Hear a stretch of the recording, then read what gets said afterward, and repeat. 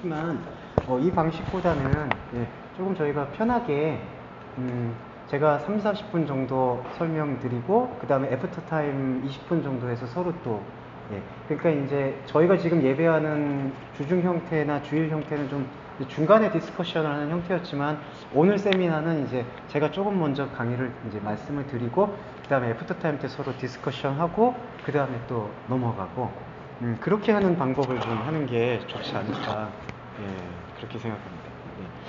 그렇게 진행을 할 것 같고요. 그래서 아마 저녁을 좀 먹고 저녁 식사를 하신 다음에 2타임 정도를 더 좀 할애하시면 좀 좋을 것 같은데 어떠세요? 괜찮으세요? 그리고 좀 피곤하시고 힘드시면 1층이 이제 1층에 숙소가 보니까 괜찮더라고요. 그래서 1층에 숙소에서 쉬셔도 뭐 1층에 숙소에서 쉬셨다고 아니 어디 가셨어? 뭐 이렇게 하진 않습니다. 여기서 쉬면 안 되나요? 근데 그거는 좀 신경이 약간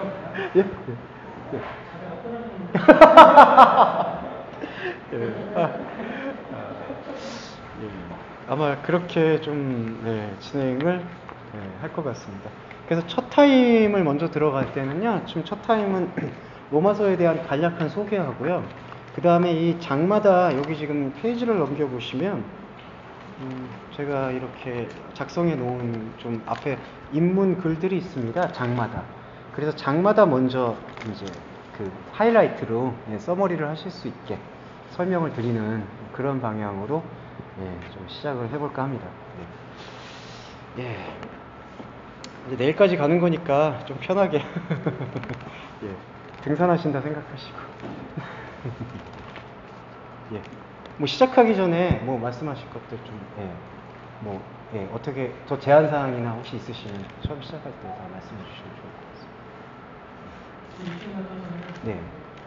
40분, 20분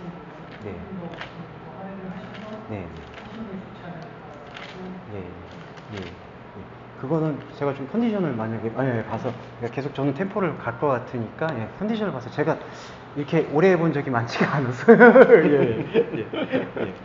오래 하세요 이제. 진짜 무서워. 생명이 걸린 겁니다. 그리고 또 다른 제한 사항 좀 말씀해 주시죠. 좋습니다. 저는 그냥 감지도 없이 지금 있는. 형제님 뭐 한마디 한 말씀 뭐 당찬 견인을 감사합니다. 좀 지루하실 수도 있지만요. 근데 아까 형제님 로마서 좋아하실 것 같아요. 좀 말씀하시는 그 느낌이나 방향이 로마서가 좀 맞으실 것 같아서. 사모님 건의사항 좀 많이 모르겠어요. 없습니다. 집사님. 아직 건의사항이. 목사님 한 말씀. 저는 전혀 없습니다. 너무 배려심이 그래서 하시면 안 돼요. 그래도 제한사항은 테리그마로. 그리고 좀 어려울 겁니다. 좀 어렵습니다. 로마서가 단어 자체가 어렵기 때문에. 진짜 어려워요. 그래서 그거는 좀 이해해 주시면 좋을 것 같고요. 그래서 브레이킹 타임 때 조금 설명드렸던 것 중에 혹시 좀 왜 이렇게 번역이 됐을까 그런 거는 한번 짚고 말씀해 주시면 좋을 것 같습니다. 일단 마이크를 사용하는 게 좋을까요? 그냥 하셔도. 어떨까요? 보시면 조금만 크게 말씀해 주시면 좋겠어요. 그럴까요? 인원을 응. 많아지면 마이크를 쓰는 그럴까요? 그럼 일단 마이크 없이 시작을. 조금만 크게 말씀해 주세요.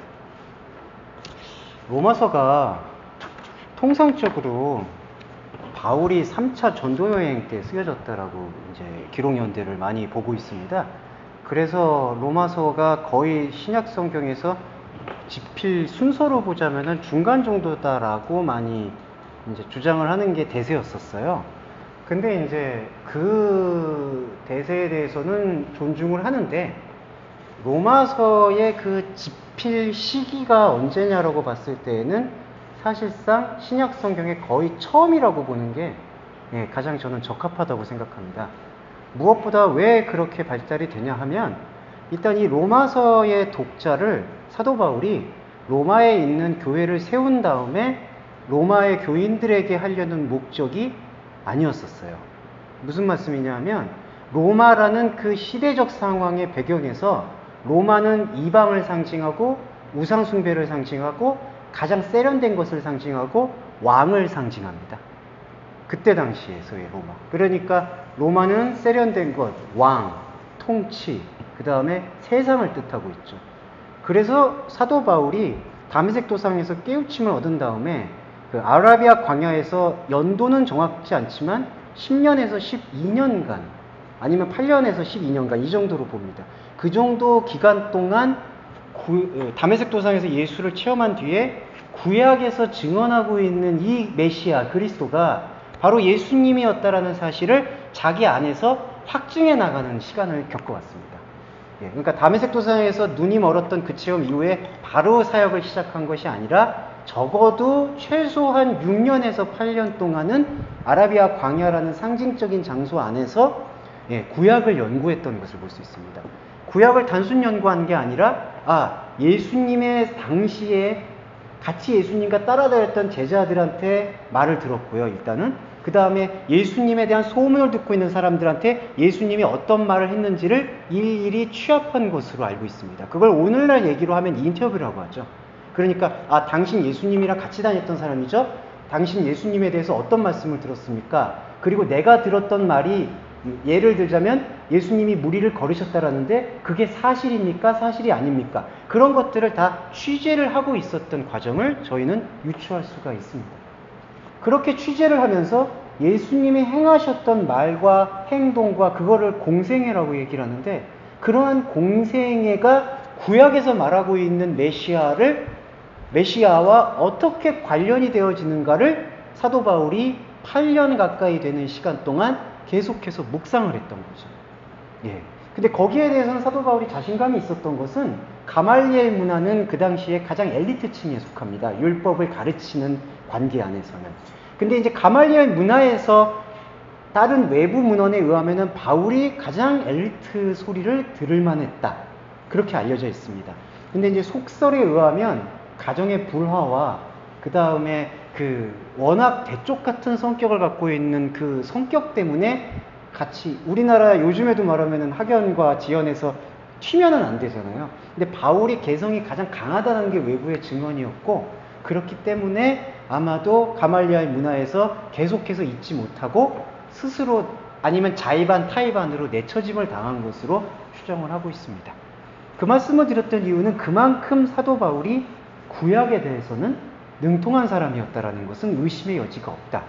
그러면 그렇게 구약에 능통했던 사람이 예수를 그렇게 핍박을 하다가 다메섹 도상에서의 체험을 겪고 난 다음에 예수가 그리스도가 일 수가 있겠구나. 처음에는 그런 시작점이라고 생각해요. 그러면서 예수님의 말씀과 생각과 사역을 계속해서 상고하는 과정에서 구약의 모든 부분이 예수를 가리키고 있었구나라는 사실을 깨우치게 되고 그거를 가장 우상과 이방으로 상징되고 있는 로마라는 지역을 설정을 해서 로마서를 집필하게 된 동기로 볼 수가 있습니다. 그게 바로 이제 집필 동기고 집필 시작이고 집필 시작일 때 저는 이미 사도 바울은 이 로마서의 뼈대를 구축했다라고 생각해요. 유대인은 무엇이며 그 다음에 이방인은 무엇인지 할례는 무엇이며 무할례는 무엇인지 그러한 관계에 대해서 이미 자신의 머릿속에 구상을 하고 있었던 것을 볼 수 있고요. 그런 것들을 이제 글을 통해서 그 다음에 자신이 세운 가정교회에게 교설이라고 얘기하죠. 말씀을 풀어내는 과정을 통해서 계속해서 이야기했던 것을 볼 수가 있고요. 그렇게 하는 과정 속에서 마태, 마가, 누가, 요한복음이 태동이라고 표현했죠. 쓰여지기 시작한 것을 볼 수가 있습니다. 그러니까 어떻게 보면은 가장 신약 성경에 처음에 운을 떼운 텍스트는 로마서이다라는 것이 이제는 저희가 이 그리스도론으로 봤을 때는 정설이 되어야 된다. 그 플레로마의 충만함이 그만큼 있었기 때문에 베드로를 또 이렇게 훈계를 했을 그렇죠. 그렇죠. 사실. 만약에 그때 사회적 당시에서는 그리스도 교회 수장이 베드로인데 수장한테 그런 얘기를 한다는 것 자체가 이미 자신 안에 자신의 말씀에 확증이 되어 있기 때문에 아무리 저 베드로가 높은 사람이다 할지라도 잘못된 것, 진리가 아닌 것을 걸어가고 있는 것에 대해서는 단호한 모습을 보이지 않았나. 예, 그게 바울의 모습이라고 볼 수가 있습니다. 예. 그리고 그러한 과정에서 바울의 그리스도론, 그게 바로 이제 바울이 표현한 예수가 그리스도다라는 설명이 로마서에 담겨 있는 거고요. 그러한 설명을 듣고 직간접적으로 영향을 받은 당시에 예수와 정말 같이 했던 제자들 중에서 예수님의 전기를 기록해야 되겠다라는 이제 성령의 충동이 일어나기 시작한 것으로 보입니다. 그래서 처음 시작되는 게 바로 마가복음. 예. 그 다음이 마태복음. 그 다음이 누가복음. 저는 순서의 관계는 그렇게 봅니다. 예. 그 다음에 요한복음은요, 약간 독특합니다. 요한은 조금 지역적으로 시리아 지방으로 이동을 해서 그걸 이제 요한 공동체 혹은 요한 교회라고 표현하는데, 요한은 조금 더 그 깊이 있는 하나님과의 독자적인 교제를 원했었고, 그러한 독자적인 교제 속에서 마태, 마가, 누가가 시대 순으로 예수님의 사역을 기록했다면은 요한은 내가 영적으로 기억하고 있는 예수 그리스도에 대해서 기록을 하겠다라는 그러한 이제 열정이 요한복음을 태동시켰다. 그렇게 볼 수가 있어서요. 이 요한복음, 그렇기 때문에 로마서가 신약 성경의 뿌리가 된다라고 얘기할 수가 있습니다. 그리고 예. 요한복음 때문에 그래도 그노시스파 있잖아요. 예. 영지주의가 또 거기서 또 파생이 됐잖아요. 예, 거기서 많이 파생됐죠. 예. 거의 초대 교부들의 역사를 봐도 요한복음에서 영향을 받았을 때 들어보신 적 있으시죠? 도마복음이라고. 예, 도마복음도 이제 요한 공동체에서 조금 이제 빠져나온 이 사람이 도마라는 제자의 이름을 빌려서 쓴 것을 도마복음이라고 표현을 합니다. 거기에는 요한복음보다도 더 상당히 그 영지주의적, 영을 중시하고 육에 대해서는 거의 도외시하는 그러한 서신을 남긴 바 있죠. 그게 지금 현대사회에서는 많이 인기를 끌고 있는데 그거는 외경입니다. 외경은 그리스도론에 있어서는 가치가 거의 없어요. 예, 그냥 인문학적인 접근은 좋지만 그리스도론으로 읽을 때는 가치가 없습니다. 그쪽에 지금 맥락이 있는 게 한신대학교 기독교 장로회 측이고. 예, 그렇죠. 이제 김영욱 자유주기를 좀 표방하는. 예, 그렇죠. 네. 그렇게 시작된 게 바로 마태, 마가, 누가, 요한복음. 그렇기 때문에 로마서는 신약 성경의 뿌리라고 보는 것이 저는 옳습니다. 예. 그러니까 이게 완성이 설령 조금 뒤에 됐다 하더라도 이 서신 자체가, 근데 이 서신에 태동되는 그 사상 배경, 그거는 이미 신약 성경의 거의 첫 뿌리가 되고 첫 시작됨이 된다라고 이야기할 수 있겠습니다. 그렇기 때문에 로마서가 갖는 중요성은 상당하고요. 그 다음에 또 하나는 이게 신약에만 국한되지가 않는다는 데 있어요. 로마서를 읽게 되면은 로마서 안에서 가장 집요하게 접근하고 있는 게 구약에서 메시아 그리스도죠. 구약에서 말하고 있는 메시아 그리스도가 어떻게 예수일 수가 있는가라는 것을 계속해서 규명하는데 모든 걸 집중하고 있거든요. 그렇기 때문에 그리스도인은 유대교인과 다르게 구약을 로마서의 관점에서 사실은 읽어야 한다 해도 과언이 아닌 겁니다. 예.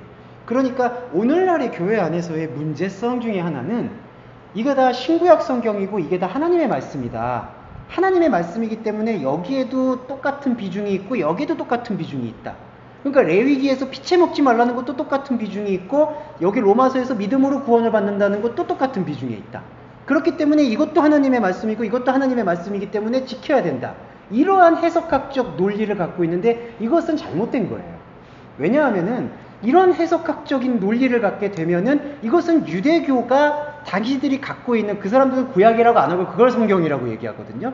자신들이 갖고 있는 성경의 해석을 봐라, 교회 다니는 당신들도 그렇게 똑같이 해석을 하고 있지 않느냐, 그렇게 얘기하고 있는 게 오늘날 보면은 유대교인들이 미국에서 중심을 차지하고 있잖아요. 그런 유대인들이 얘기하는 거의 중심이에요. 그래서 기독교가 아류다라고 얘기하고 있습니다. 이게 바로 해석학적인 오류예요. 그러면은 그리스도인, 그리고 조금 표현을 한글로 옮기면 개신교인, 프로테스탄트라고 얘기하죠. 개신교인은 그러면 성경을 어떻게 봐야 되는 것이냐? 저는 단언컨대 바울의 눈으로 읽는 것이 본질의 방향과 가장 부합된다라고 말씀드릴 수 있습니다. 예. 왜냐하면 바울이 예수를 구약의 그리스도라는 그 인물과 같이 떠올리게 만들었던 장본인이고, 그만큼 또 구약에 대해서 누구보다도 능통했던 사람이고, 그리고 그렇게 능통했던 사람이 풀어내고 있는 이 로마서 안에 있는 이 정교함이 우리로 하여금 영적인 감동이 아니고서는 이러한 글을 쓸 수 없도록 이끌어냈다라는 그리스도론적 확증을 일으켰고, 그렇기 때문에 그러한 그리스도론적 확증을 가지고 그 눈으로 구약을 읽을 때 구약은 비로소 단추를 제대로 끼우게 된다. 그러니까 확신컨대 유대교는 지금 구약의 단추를 잘못 끼운 거죠. 율법의, 여기 이제 로마서에서 율법의 관점이 나오겠지만 율법의 관점으로 잘못 끼우고 있는 거죠. 그러면은 해석학적 공동체라고 이야기할 수 있는 이 프로테스탄트 개신교는, 그리스도인은 어떠한 신앙생활을 해야 되느냐, 이 잘못 묶여진 단추를 풀어내는 일들을 해야 되는 거예요. 로마서를 읽는다라는 것은 그러한 작업의 가장 베이스다, 그렇게 이야기를 할 수가 있습니다. 그리고 또 하나 로마서의 깊은 유익은 이 로마서가 교리나 신학이나 신앙의 바탕이 되어져요. 그러니까 사람도, 한 사람이 어떠한 삶을 살아가는 것을 좌우하는 것은 그 사람의 사상이나 생각일 수가 있거든요. 어떤 사람이 어떠한 가치관과 생각을 갖고 있느냐에 따라서 직업이 달라지고, 배우자를 선택하는 게 달라지고, 사람의 직업이나 아니면은 뭐 삶을 선택하는 것 자체가 다 영향을 받거든요. 부리가 됩니다. 베이스가 되고 개념이 되고. 로마서는 바로 성경의 그러한 베이스라고 생각하시면 됩니다. 그러면은 이러한 로마서에서 있는 베이스를 정교하게, 철저하게, 치밀하게 자신의 마음속에 용해시킬 때 다른 성경들을 보고 읽을 때에도 그것을 율법의 관점, 행함의 관점이 아닌 의의 관점, 은혜의 관점으로 읽을 수 있는 그 최소한의 해석학적인 방향을 확보할 수가 있다는 것이죠. 그렇게 되면은 거짓을 말하지 않게 되는 것을 일단은 갖고 들어가게 되는 거예요. 진리는, 목사님들도, 이제 많은 목사님들도 계시지만, 진리는 잘못 전달되면 그 끝장이에요. 죄송한 말씀이지만. 이게 단추가 잘못 낀 채로 이게 단추가 잘못 껴졌고 이게 완전히 지금 어그러져 있는데, 우리가 공학적으로도 설명을 해도 설계하는데 하나의 치수가 어긋나도 그 기계는 작동을 할 수가 없거든요. 그러니까 이 베이스 자체가 지금 진리의 방향성과는 다른 방향성을 만약에 끼워 맞추고 있는데, 그저 은혜이겠거니, 그저 우리의 감동을 일으키겠거니, 그저 사람들이 많이 모이니까 여기에 뭔가 있겠거니, 그런 식으로 그냥 좋은 게 좋은 걸로 가서는 아무것도 안 된다는 거예요. 그래서 저희가 이 진리의 개념이 왜 중요하느냐, 진리의 개념을 우리가 깊이 품게 되면은 그러한 진리와 다른 방향성에 가는 것에 대해서는 최소한 브레이크를 자기 안에서 걸 수가 있는 통찰력이 생긴다는 거죠. 그게 안 생길 때 곤란해져요. 이제 그거 자체가 미혹에서 벗어난 상태라는 거죠. 맞습니다. 그게 사단의 미혹에서 벗어나고 주기도문에서 우리를 시험에 빠지지 않게 해달라는 기도의 전부라고 볼 수가 있습니다. 이러한 것들이 로마서를 설명해주고 있는 계기가 된다. 그래서 로마서의 좀 중요성에 대해서 말씀을 좀 드렸습니다. 그리고 또 하나 말씀드리면, 이러한 로마서의 개념을 이해를 하게 되면은 바울이 쓴 옥중서신에 대한 이해, 그 다음에 데살로니가 전후서에 대한 이해, 목회서신에 대한 이해가 하나의 뿌리에서 나온 가지처럼 연결이 될 수가 있고요. 그 다음에 요한복음, 요한 1, 2, 3서, 요한 계시록과의 그 긍정적인 대화가 가능해집니다. 그렇기 때문에 아까 그 여집사님께서도 그노시스에 대해서, 영지주의에 대해서 많이 말씀하셨는데, 영지주의자들이 대부분 갖고 있는 견해는 바울 서신을 무시해요. 가만히 보시면 그렇습니다. 해석을 해도 요한복음적으로 해석을 해요. 그래서 오늘날에서도 교회 안에서 바울 서신을 중시하는 교회가 있고, 바울 서신을 중시하지 않고 요한복음 쪽을 중시하는 교회가 있어요. 근데 요한복음 쪽을 중시하는 교회, 요한복음만을 집중하는 교회의 특성에서는 이상하리 많지 영지주의적 가치관이 떠올라요. 육은 무익하고 영만이 우리를 살려준다. 이 세상은 그림자고 영원한 것은 보이지 않는 것만이다. 이런 관점만을 갖게 됩니다.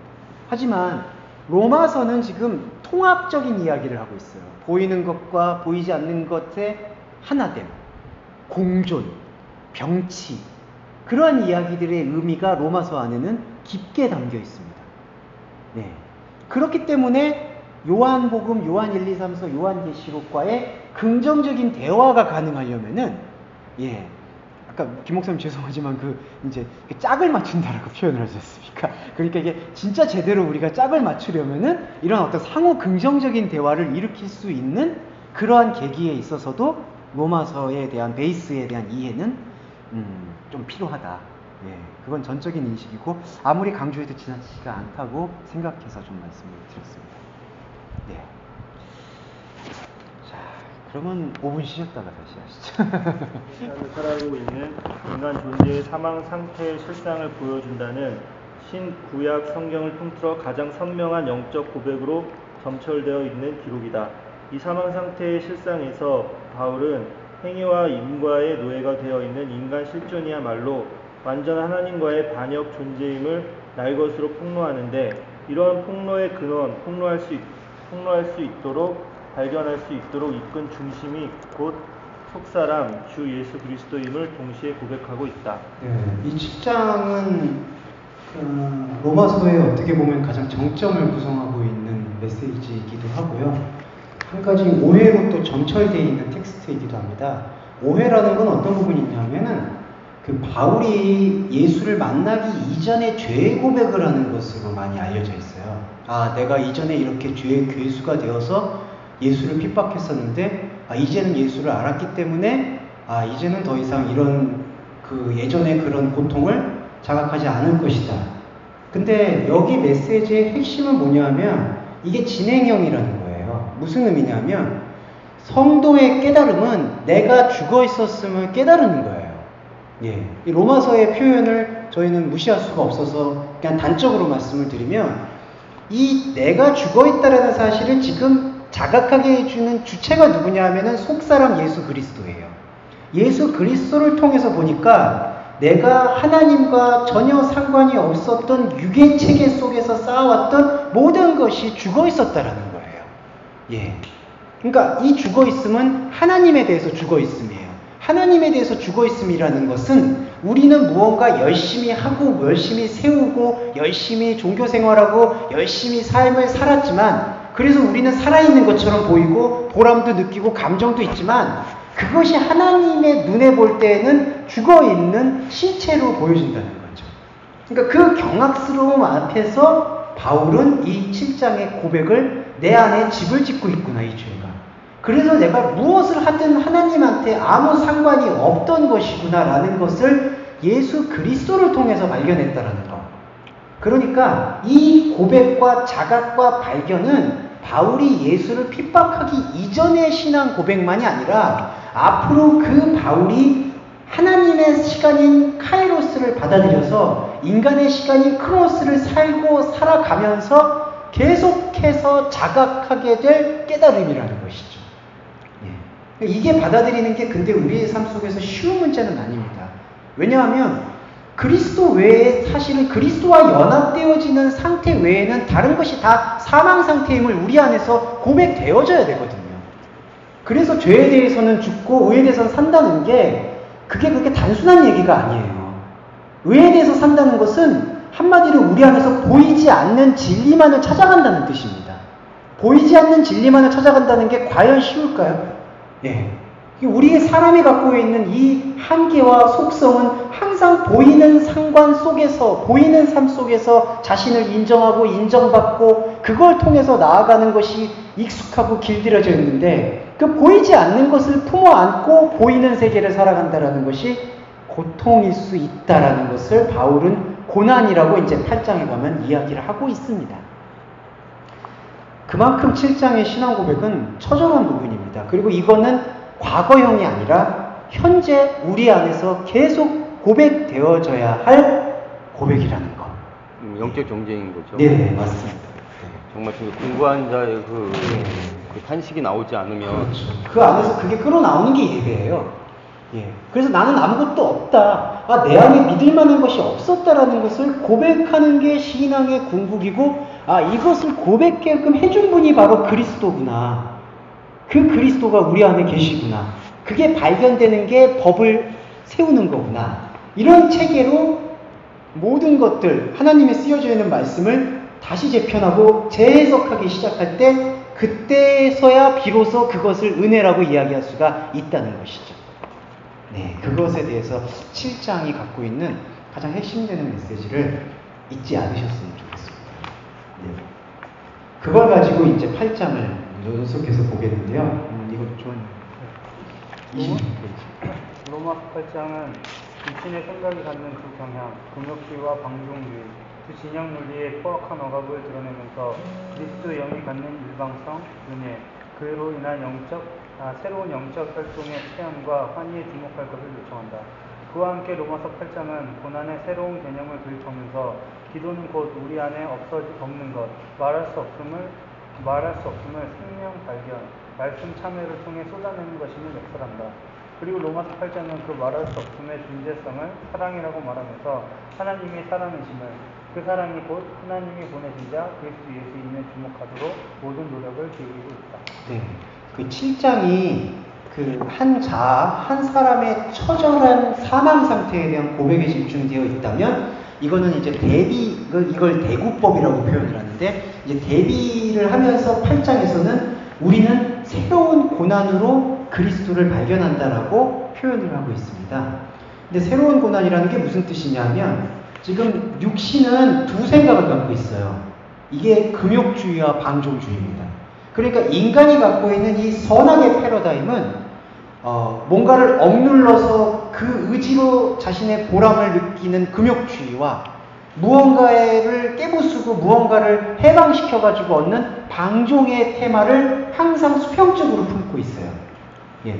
그래서 자유냐 억압이냐 이런 논리도 금욕과 방종이라는 테마로 다루고 있다는 것이죠. 근데 사도 바울은 그러한 논리에서의 금욕과 방종이 모두 영의 생각에 속한 게 아니라 육신의 생각에 속했다라고 단언을 하고 있습니다. 그러니까 여기서 이제 저희가 이제 본론으로 들어갈 때 아마 더 깊게 묵상하실 텐데요. 사도 바울이 열거하는 죄의 열거들이 있잖아요. 불의, 추악, 탐욕, 악독. 근데 그 단어의 이면에 깔려있는 수평적인 극복 논리도 주목하실 필요가 있어요. 무슨 얘기냐? 탐욕의 반대는 극기.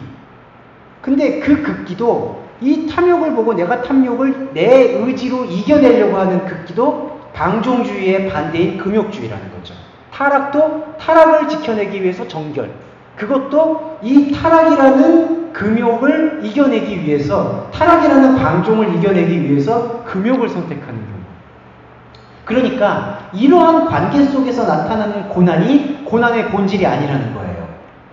예, 이 부분도 중요하게 볼 수가 있습니다.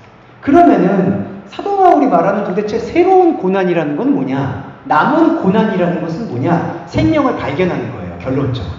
네, 이게 쉽지만 어려운 문제입니다.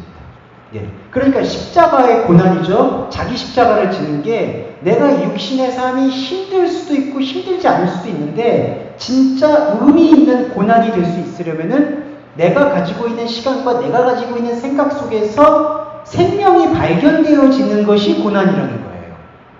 근데 그게 왜 고난이겠느냐? 뻔합니다.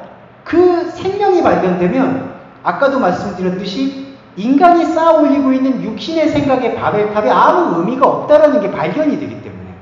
그러니까 자기가 마치 도미노 게임을 하듯이 열심히 도미노를 쌓았는데 이 도미노가 더 이상 의미가 없다든지, 성냥개비로 탑을 쌓았는데, 아니면 건축물을 지었는데 이 탑이나 성이 더 이상 아무 쓸모가 없다라는 것을 인식하는 것을 과연 사람이 쉽게 인정할 수 있느냐? 인정을 못하는 게 인간이 갖고 있는 선악의 본능이에요.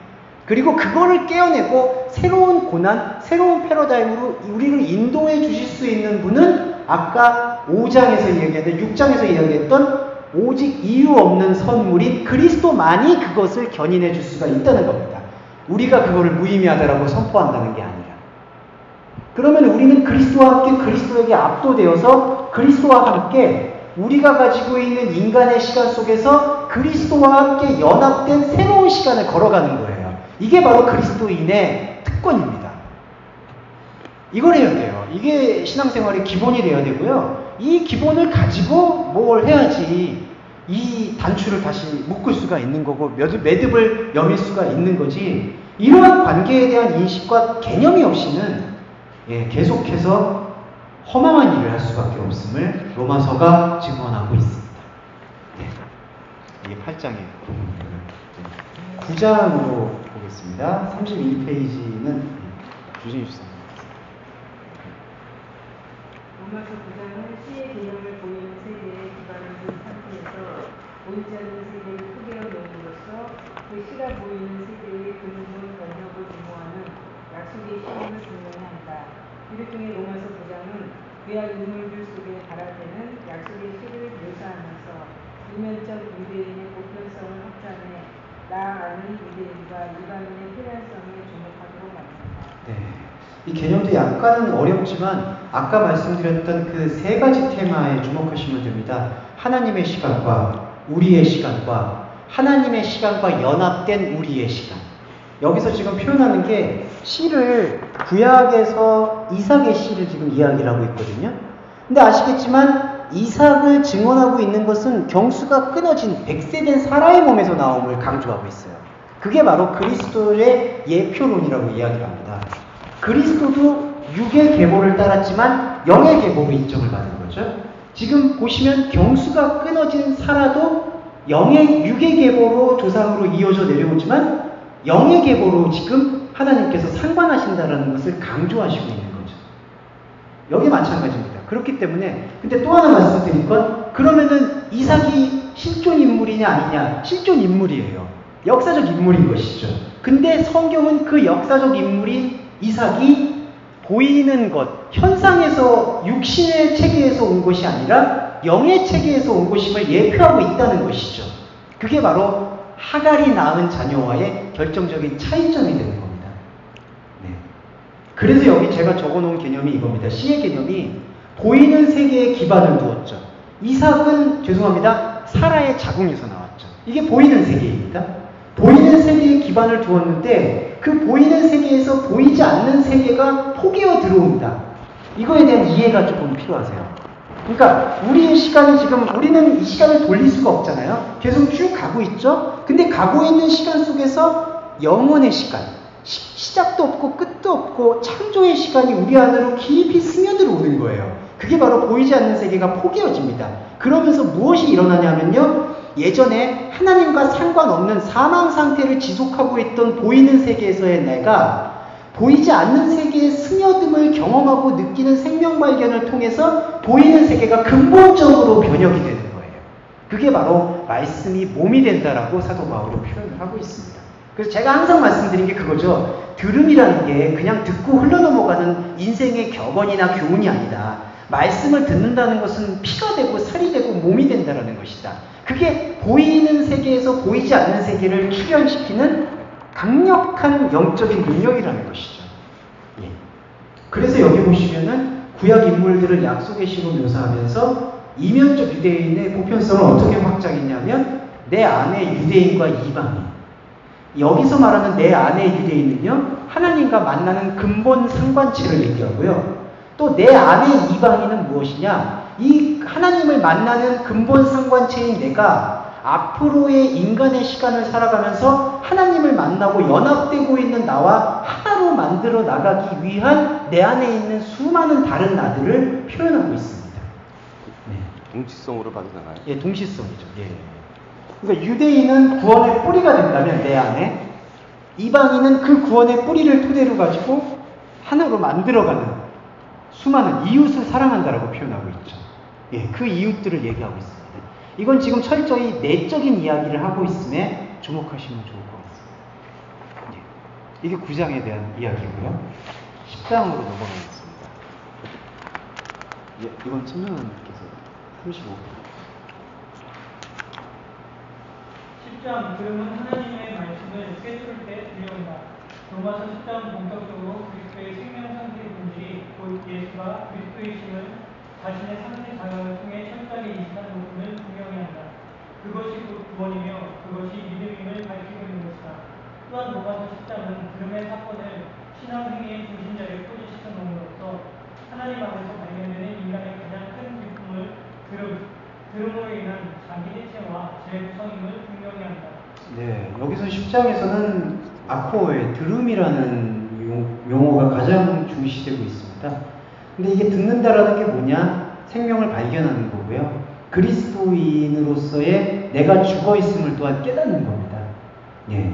그래서 이 들음은 그냥 듣는 그런 개념이 아니라 우리 안에서 관통하는 그 말씀과의 상관성을 인정하는 거예요.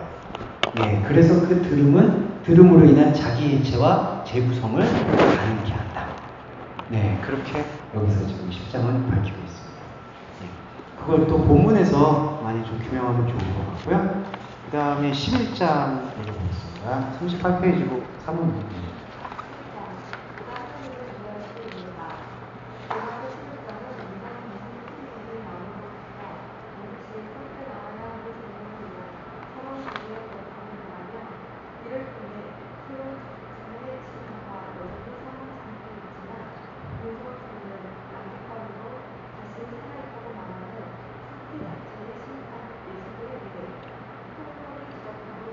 네. 자, 11장에 보시면요. 11장에서 조금 어려운 것 중에 하나가, 원래 유대인이 있었는데, 유대인에 대해서 가지가 꺾여져 나와서 새롭게 됐다. 이런 관점만을 얘기하는 걸로 해석이 되는데요. 더 중요한 해석은 뭐냐면, 인간이 뿌리내린 가지가 있어요. 그러니까 이게 바로 인간이 갖고 있는 본성의 가지입니다. 본성의 뿌리. 근데 그 본성의 뿌리에서 가지가 떨어져 나와요. 그리고 그 떨어져 나온 가지가 인간의 본성의 뿌리에 접붙임이 되는 게 아니라 하나님의 본성의 뿌리에 접붙임이 되는 것을 볼 수가 있습니다. 이거는 저희가 이제 해석할 때 좀 설명드릴 수 있는 부분이에요. 예. 그래서 새로운 접붙임은요, 인간의 뿌리에 다시 접붙임이 되는 게 아니라 새로운 뿌리에 접붙임이 됨을 볼 수가 있습니다. 예. 그러니까 이거는 표면적으로 유대인들도 이렇게 꺾여졌는데 너희들도 무서워해라, 이방인들. 이런 표면적인 유대인과 이방인의 관계를 얘기하는 것이 아니라 진정한 유대인을 이야기하기 위해서 원래 당신이 유대인이라고 믿고 있었던 것이 인간 본성의 뿌리였고 그 뿌리에서 꺾여져 나와서 이면적 유대인이 발견되어져야지 그것이 진정한 유대인이다. 그래서 새로운 접붙임의 관계를 여기서 설명하고 있는 걸 볼 수가 있습니다. 네, 그게 11장에 대한 접붙임 비유의 새로운 이해. 네, 그거는 한번 귀를 좀 이제 귀담아 두셨다가 진짜 텍스트를 읽을 때 같이 해명해 볼 수 있을 것 같아요. 네, 그리고 12장. 목사님. 12장 쉼없는 새로움으로 생명의 변화를. 로마서 12장은 진정한 예배가 무엇이며 세대를 본받지 않는 상태 구현의 본질인 하나님 뜻에 대한 입증 표현들, 그 표현들을 통해 발견되는 하나님 뜻의 그 무엇, 그 부정성에 대한 무한한 진리태의 발견들을 찬미하고 있다. 12장은 이러한 진리태의 발견들이 결국 선을 악의 수평 논리로 병치시키는 인간 세계의 모든 진영 논리로부터의 해방으로 귀결됨을 담대한 빛으로 묘사하고 있다. 네. 그 12장 제일 첫 절에 많이 알려져 있는 겁니다. 그 산제사를 기르라 너희 몸을. 이게 어떤 자기의 노력과 공덕을 이야기하는 것으로 해명될 수 있는 게 아니라 하나님의, 여기 지금 제가 적어놨죠? 하나님 뜻의 그 무엇을 이야기하는 것을 볼 수 있습니다.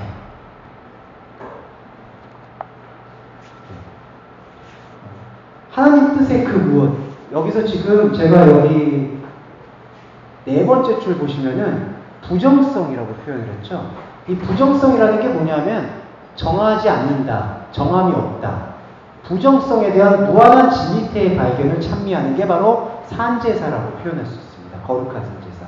그 얘기는 뭐냐면 인간이 갖고 있는 예배는 한계적으로 계속 보이는 것을 통해서 내가 예배를 했어, 내가 하나님을 섬겼어, 내가 하나님과 함께하고 있어. 그런 것들을 지금 강조하고 있다는 것이죠. 그러니까 살아있는 변화에 대한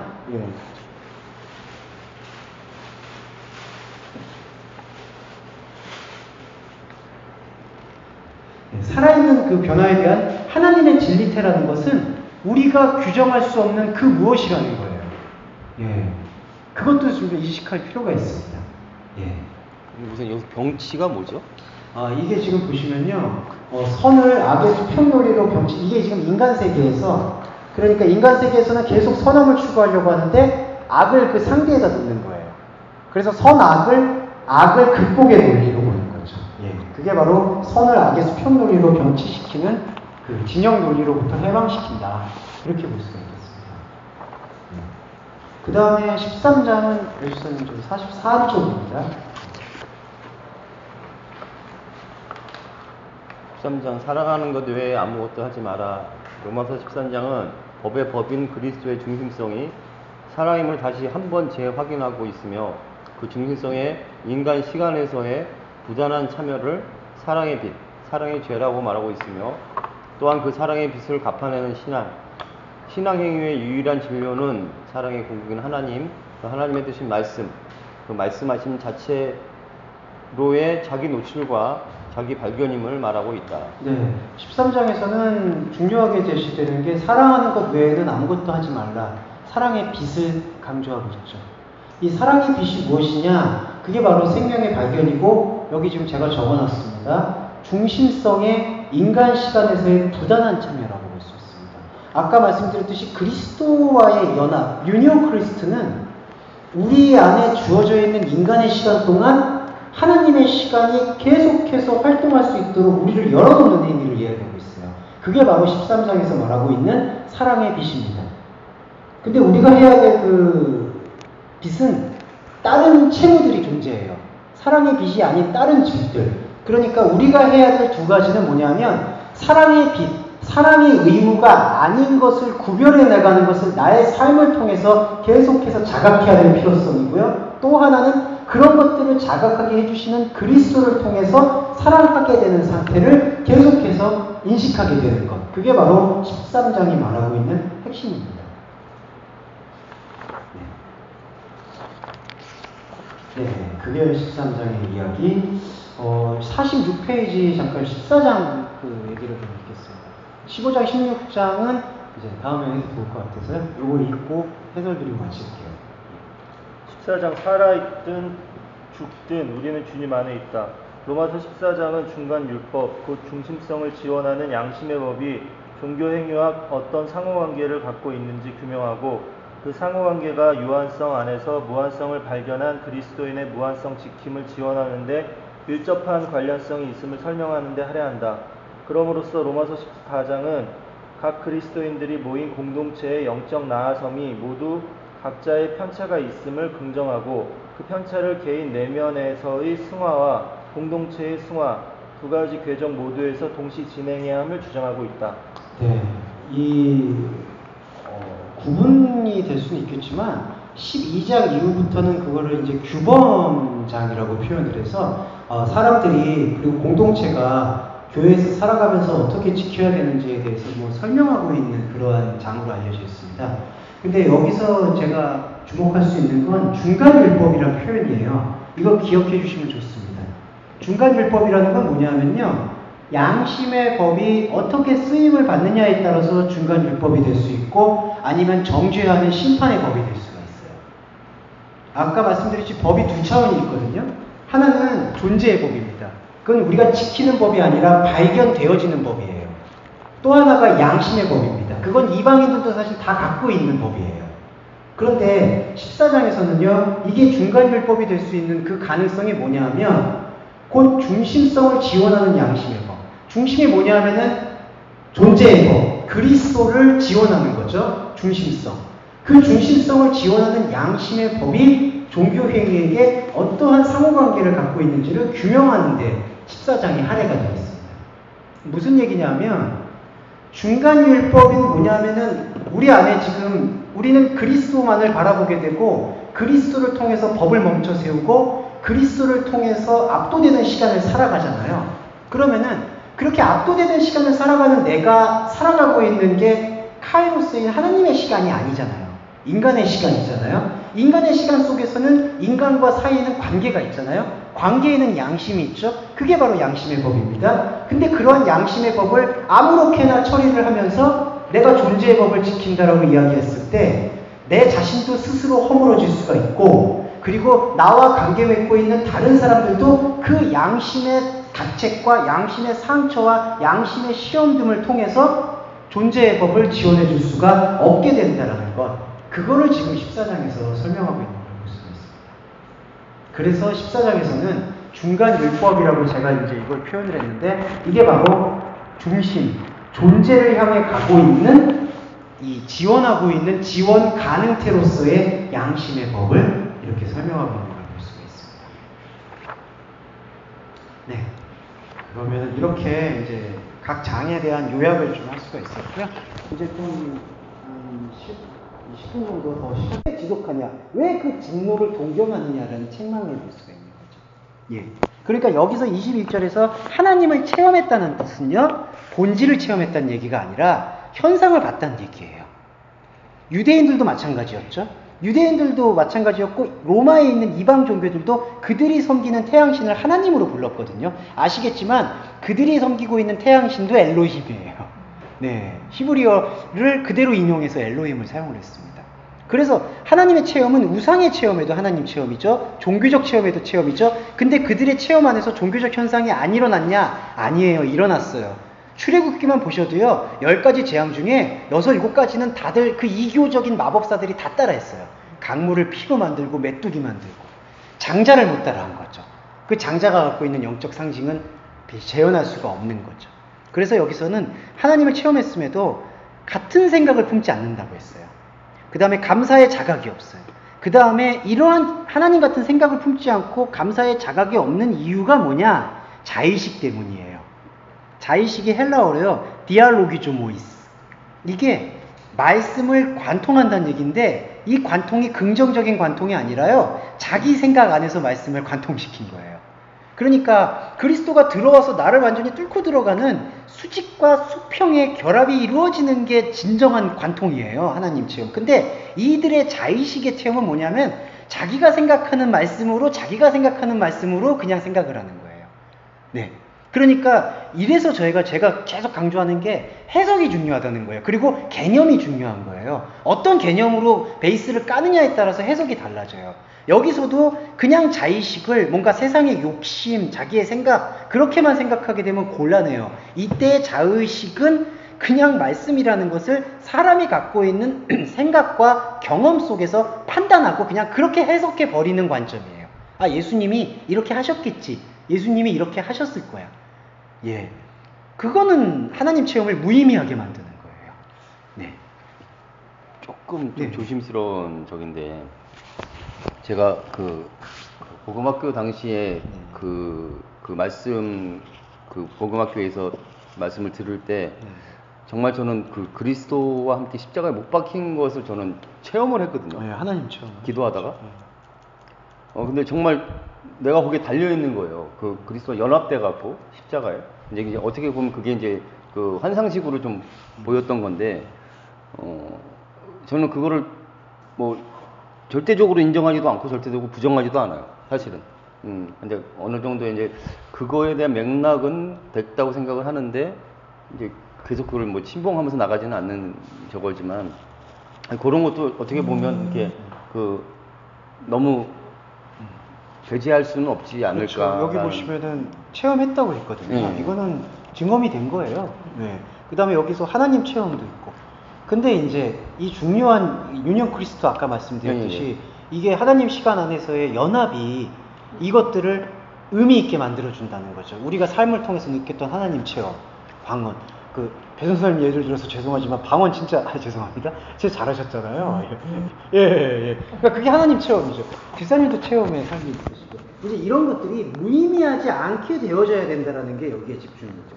예. 이게 이제 그런 체험 같은 거를 자꾸 표적으로 갖고 있으면 그게 이제 은사주의가 되고 그렇죠. 저희가 되는 거기 때문에 그게 여기 나와 있습니다. 22절 보세요.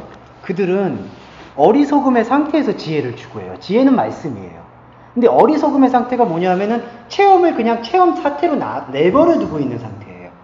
그러니까 거기서 다시는 죄를 범하지 말라듯이 앞으로 나아가야 되는데 그 나아감에 대해서는 생각지 아니하고 어리석음의 상태에서 계속 하나님 말씀을 생각하는 거예요. 그렇게 되면 어떻게 됩니까? 결국 부패하지 않은 하나님의 생각을 사람, 새, 짐승, 땅의 가치에 매달린 것들이 품을 수밖에 없는 부패하는 형상의 유사성으로 대신했다고 번역이 됩니다.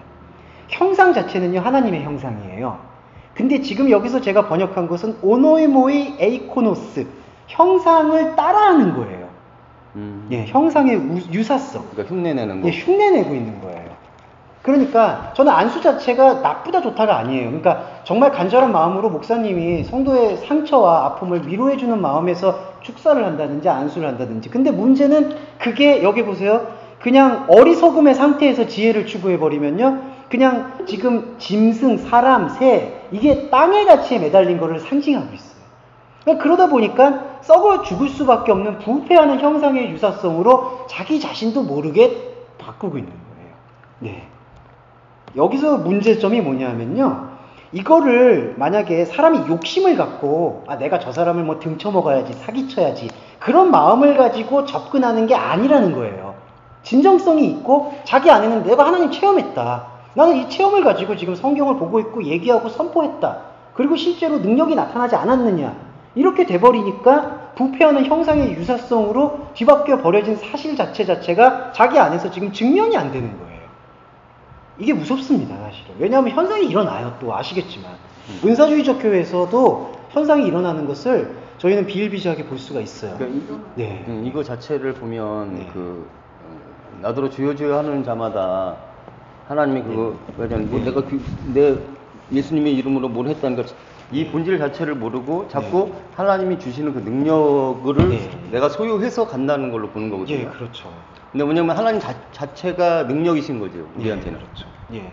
그렇죠. 그래서 그 능력을 받아서 내가 능력을 행한다는 게 아니라 그 능력 자체가 들어와서 그렇죠. 능력이 능력이게끔 만들어주는 그분이 행하시는 건데 예. 이제 그거를 자꾸 우리는 그렇게 받아서 뭐 하는 것처럼 생각하기 때문에 그걸 자꾸 소유로 갖는 거잖아요. 예, 그렇죠. 그래서 여기서 형상의 유사성이 되고 이 형상의 유사성이 우상숭배가 되고 이 우상숭배가 십계명에서 나 외에 다른 신을 섬기지 말라라는 것에 대한 끊임없는 파기가 되는 거예요. 그러니까 율법을 그렇게 얘기한다고 해서 율법이 지켜졌냐? 아니죠.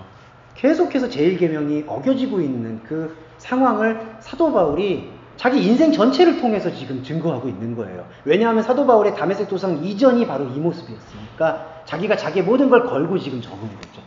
만약에 저는 그 사람의, 죄송합니다, 바울의 그런 이 인식이나 생각이 그냥 관념에 머물러 있었다라면 저는 그게 아마 사도 바울에 대한 신뢰가 줄어들었을 수도 있을 것 같아요. 하지만 사도 바울은 실제 삶에서도 다 이뤘잖아요. 다 이뤄야 되는 게 꼭 모델이 되어서는 안 되겠지만 그 삶을 통해서 복음의 본질을 깨우쳤다라는 것은 저는 존중할 필요가 있다고 생각해요. 네. 그 본질을 깨우쳤다는 말 중에서 아까 우리 요 어떻게 은사복음 말씀하셨잖아요. 네. 은사복음 말씀하셨잖아요. 네. 근데 그 은사가 외부적으로 나오는 현상은 외적으로 내적으로 내가 어떤 구절 말씀 자체가 내가 관통이 안 되면 그것도 거짓 선지자잖아요. 네, 맞아요. 관통이 안 되는 건 거짓 선지자예요. 형상의 유사성. 사람이 주시는 말을 해가지고 내가 그 사람이 관통이 안 된 사람이 얘기한다는 것 또한 주요되는 거짓 선지자잖아요. 맞습니다. 그러니까 외적인 은사 외에도 내적인 은사도 있죠. 내 쪽에서도 아까 말씀하신 내가 내 속에서 자의식. 자의식. 개념으로 볼 수 있는 거죠. 네, 맞습니다. 그 자의식이 또 어떤 세상의 교훈이 그러니까 교훈이 뭐 된다든지 아니면 자기가 그냥 이해하는 그런 깨달음. 우리가 조심해야 되는 게 말씀 공부한 사람들이요.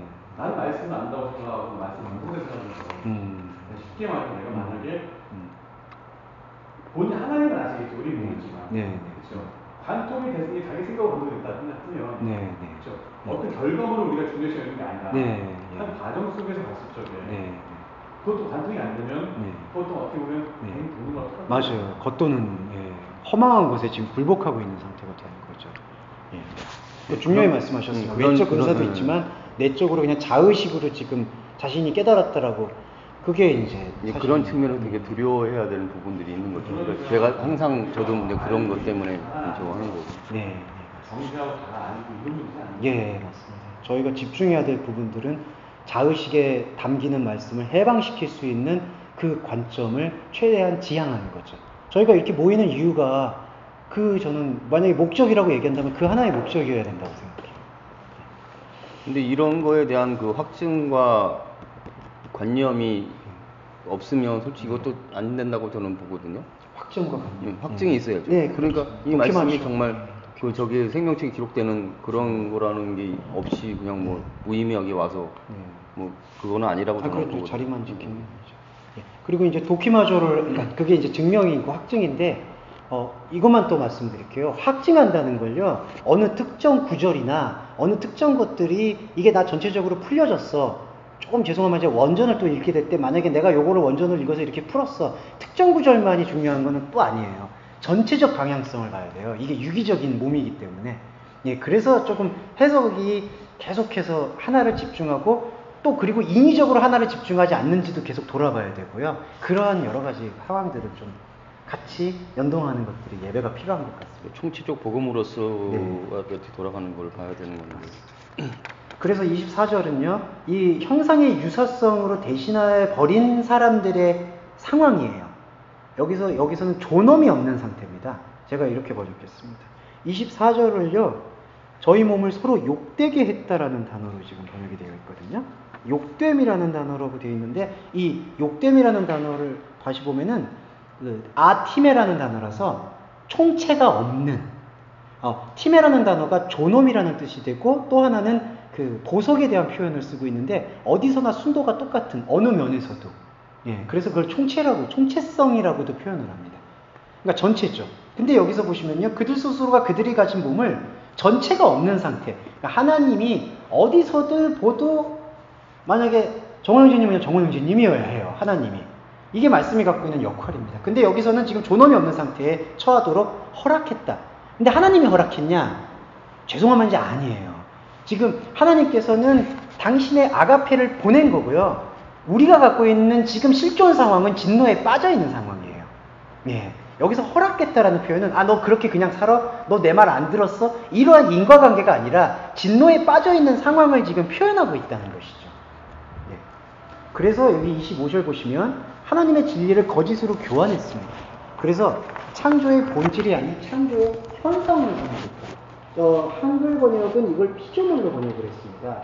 피조물로도 번역이 될 수가 있지만요, 지금 여기서는 크티산타, 창조한 자와 창조받은 자의 관계로 지금 해석을 해야 될 의무가 있기 때문에 여기서는 창조의 본질과 창조의 현상으로 이야기하는 것이 적합한 번역이라고 봅니다.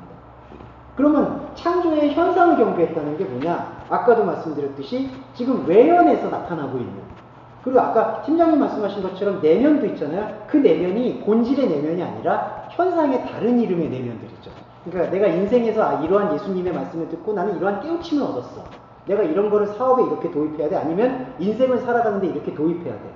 예수님은 나한테 이러한 현자의 가르침을 주었어. 그런 것들 모두가 창조의 외피, 창조의 현상을 지금 경배하고 있다는 것이죠. 근데 아까도 말씀드렸듯이 중요한 건 거짓으로 교환을 했잖아요. 근데 거짓으로 교환했는데 그거는 자기가 거짓인 걸 아느냐? 모른다는 거예요. 예. 그러니까 성경이 말하고 있는 거짓은요, 내가 참을 알고 있는데 나의 유익을 위해서 속이는 게 아니라 참을 모르는 게 거짓이에요. 그러니까 이런 개념을 잘 이해하시면 좋겠습니다. 그러니까 바리새인들을 예수님이 책망한 것 안에는요, 개 중에는 타락한 사람도 있겠지만 또 바리새인들이라는 모든 명사가 다 타락한 사람들이 아니고요, 자기 안에 최선을 다하는 사람이 있거든요. 그런 사람들은 왜 지금 지적을 하느냐? 너 안에 있는 지금 참을 보지 못하는 것을 지적을 하시는 거예요. 그러니까 너가 뭔가 잘못했다라는 것만을 지적하시는 게 아니라 참을 봐라, 참을 보고 행해라 일단. 그러니까 바리새인은 열심히 하잖아요. 그러니까 일단 열심히 하는 게 좋다 나쁘다를 떠나서 참이 뭔가를 좀 알고 봐라, 그런 걸 볼 수가 있습니다. 그래서 거짓을 지금 참을 거짓으로 바꿨다라는 것을 자기 유익을 위해서 사용했다라는 것으로만 해석하는 것은 단편적 해석입니다. 그 다음에 이제 좀 중요한 거 말씀드릴게요. 26절입니다. 하나님이 그들을 존엄을 잃을 욕망을 내어주었습니다. 이 욕망은 지금 우리가 살고 있는 세상에서 들끓고 있는 상태고요. 그들은 자신이 품은 여성성마저도 본성적 사용이 아닌 비본성적 사용으로 교환했습니다. 이게 아시겠지만 아까 여성성과 남성성이 영적인 젠더의 쓰임새를 좀 갖고 있습니다. 근데 오해하지 마실 것은요, 사도 바울의 다른 서신, 특히 목회 서신에서는 동성애, 실제적 동성애를 비판한 구절도 있어요. 근데 여기서는 실제적 동성애, 그러니까 우상을 섬기니까 이렇게 타락한 모습을 보여준다. 그렇게만 단편적으로 해석할 문제가 아니라는 거예요. 그거 이해되시죠? 그러니까 지금 여기서 말하고 있는 이 같은 성이 같은 성으로 지금 일을 한다. 이 얘기는 뭐냐? 우리의 여성성은 본성적 사용. 이게 뭐냐? 우리 안에 있으신 그리스도를 받아들이는 여성성이 돼야 되는 거예요. 근데 여기서는 그러한 여성성을 사용하지 않고 창조의 현상만 경배하다 보니까 우리의 여성성은 비본성적 사용으로 교환되어져 버렸고요. 그 다음에 남성성은 뭐냐면요, 이 여성성이 있으면 우리 안에 또 남성성이 있어요. 받았잖아요. 이거 이해해 주시면 좋아요. 한 사람 안에 남성성과 여성성이 같이 있습니다. 받았잖아요. 받은 거를 표현해요. 그러니까 이거를 은유적으로 받은 거를 여성성이라고 얘기한다면 그거를 표현하는 걸 남성성이라고 얘기해요. 근데 받은 게 창조의 본질이 아니라 창조의 현상을 받았잖아요. 그러면 그렇게 창조의 현상을 받은 것에서 뭐가 나오겠어요? 창조의 현상만 나오는 거죠. 그러니까 여기서 이걸 나오고 있습니다. 그들의 남성성은 본성적 사용으로의 여성성의 관계를 포기하고 남성성을 남성성 안으로 향하게 하는 열망 안에 들끓게 하여 아무것도 없음. 하나님이 볼 때 아무 의미가 없는 것을 초래하고 말아서 그들의 그릇됨에 대해서 그들 스스로 보응을 받습니다. 하나님이 심판한다라고 얘기하는 게 아니에요, 사실. 자기가 계속 진노와 심판을 반복하고 있는 것을 여기서 얘기하고 있습니다. 그러면서 이 28절 이후에 이렇게 하나님이 볼 때 아무것도 없음이 사도 바울이 볼 때에는 결국 방종의 결과들이 쏟아져 나오는 것으로 이해하고 있어요.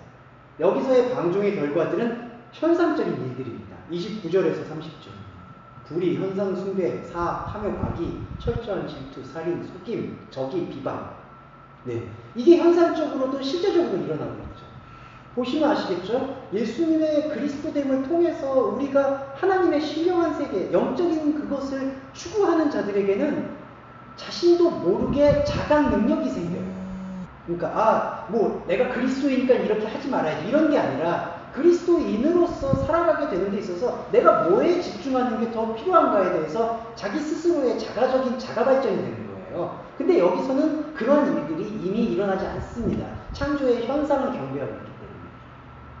그런데 또 하나만 말씀드릴게요. 여기 안에 있는 수평적 논리의 반대가 있어요. 여기 이 행간에 숨어져 있는. 그건 무슨 뜻이냐면요. 불의의 반대인 의, 형상 숭배의 반대인 의미 숭배, 사악의 반대인 정직, 탐욕의 반대인 또 깨끗함, 악의 반대인 선함.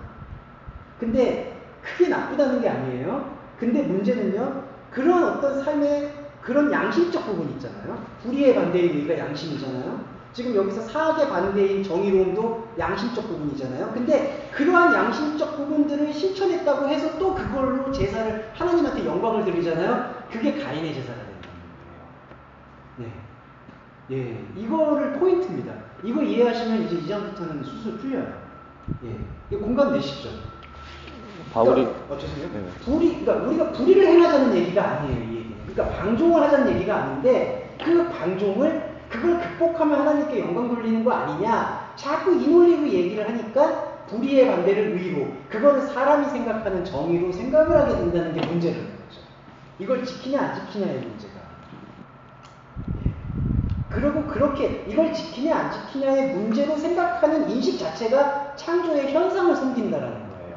이미 거짓 것으로 바꿔버렸다는 사실을 자각하라는 얘기를 사도 바울이 하고 있습니다. 바울이 그런 저거 자체를 완전히 양심의 법으로 따라 넘겼잖아요. 예, 그 법체계에 대한 두 가지 부분에서 이제 시작되는 부분입니다. 그래서 이게 바로 1장이 이야기하고 있는 선전포고인데요. 이미 1장에서 사도 바울이 사도 바울의 성격이 드러나는 부분이 있어요. 전반부에 아주 막 다집어 놓습니다. 예, 막 흥분해요. 그러면서 이제 이게 구성이 어떻게 되어 있냐면요. 예상 질문을 스스로 생각하는 거예요, 바울이. 그러니까 자기가 1장을 이렇게 썼고요. 그러면 이제 이거에 대해서 이렇게 질문이 들어오겠지 하면서 이제 2장을 쓰고요. 또 그리고 이렇게 썼으니까 3장에서 또 이렇게 나오겠지. 그럼 그렇게 설명해야지. 그런 관점으로 가고 있는 걸 볼 수 있습니다. 그래서 1장은 이렇게 마무리하고요. 30분에 30분만 더 해서 7시를 채우는 게 2장을 준비하는 게 어떨까 싶은데 배 팀장님 견해는 어떠신가요? 있다고 말씀하시면 더 부담스러워. 저는 아까 뭐 시간 별로 문제가 아니에요. 와. 예, 그러면 좀 지금에서 한 6분 쉬셨다가요? 네, 잠깐 돈 영어가 늘 습하지 않아요? 네. 아까 너무 습하던데 너무 영어가 좀 심하게.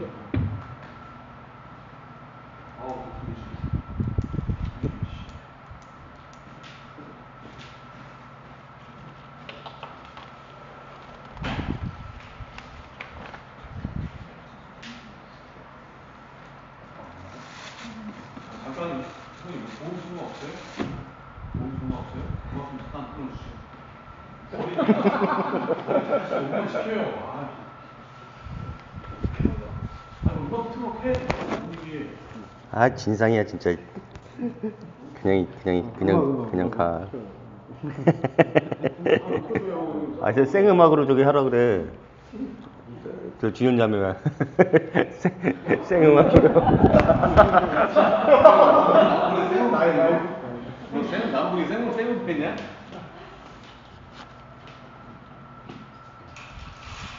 그러니까 이게 우선 여기가 그 1장에서 포인트는 그 우상숭배를 해서 이런 결과가 났다.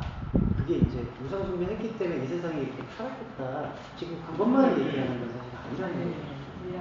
네.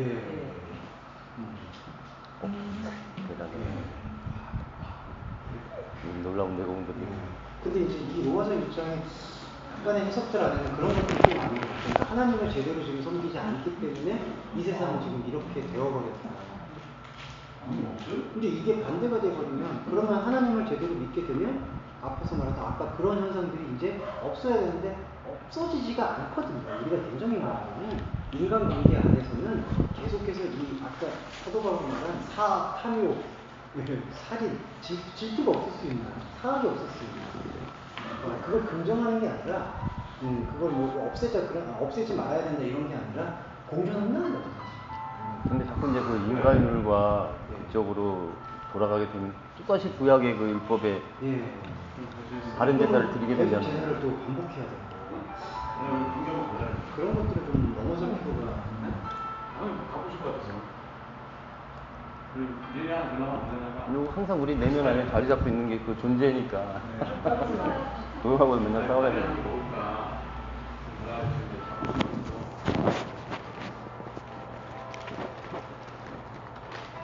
좀 엉덩이 좀 빼세요. 내일까지 버텨야 돼요. 내일까지. 처음부터 이렇게 오래 참으시는 너무 달리지 마세요. 네. 내일 안 보시는 거야? 내일 대원 다 보시려고 다. 집중력이 좀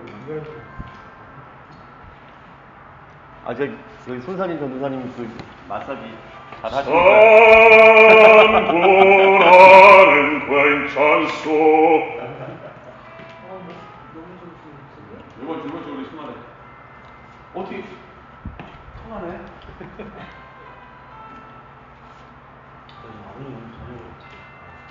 저녁이요? 혼자 잘 먹어요. 그렇게 길을 들여놔가지고. 아니 저 그 걱정돼서. 왜요? 아니 바깥 집사님. 같이 안 드세요? 네. 아직. 근데 커리큘럼 같이 되셨어요?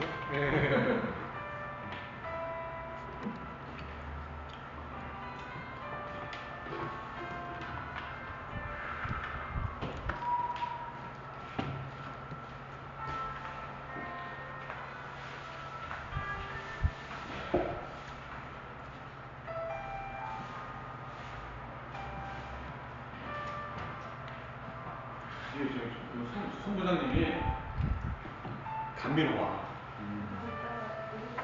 섬세. 섬세. 음악 부르는 게 그렇지 않아요?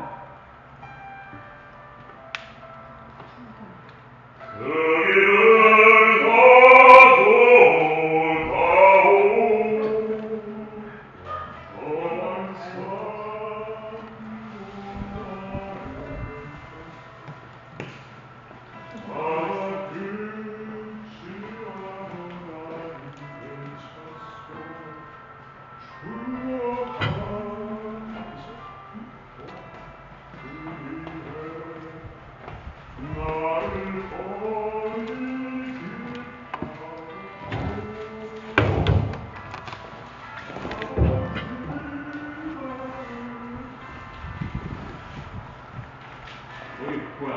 주목사님 나중에 소개 한번 하시죠. 예, 그럼 아, 혼자. 네? 저 혼자? 한번 들려주셔야죠. 안 하니까. 저 촬영 못하는데. 목소리가 좋으시는데. 좀 오락시켜도 되지. 마무리 기도 한번 하신대.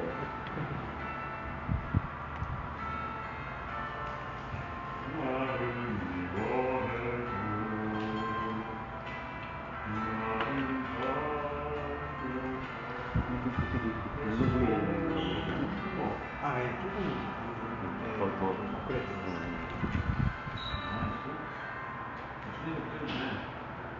역시.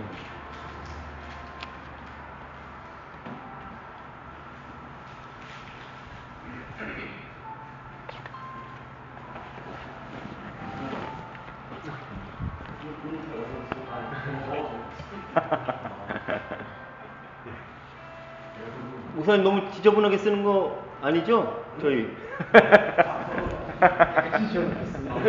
이제 나갈 때 수업을 해야 될 거 아니에요? 네, 내일 나갈 때. 타이트 시간이 저녁에 후보시간 해주시면.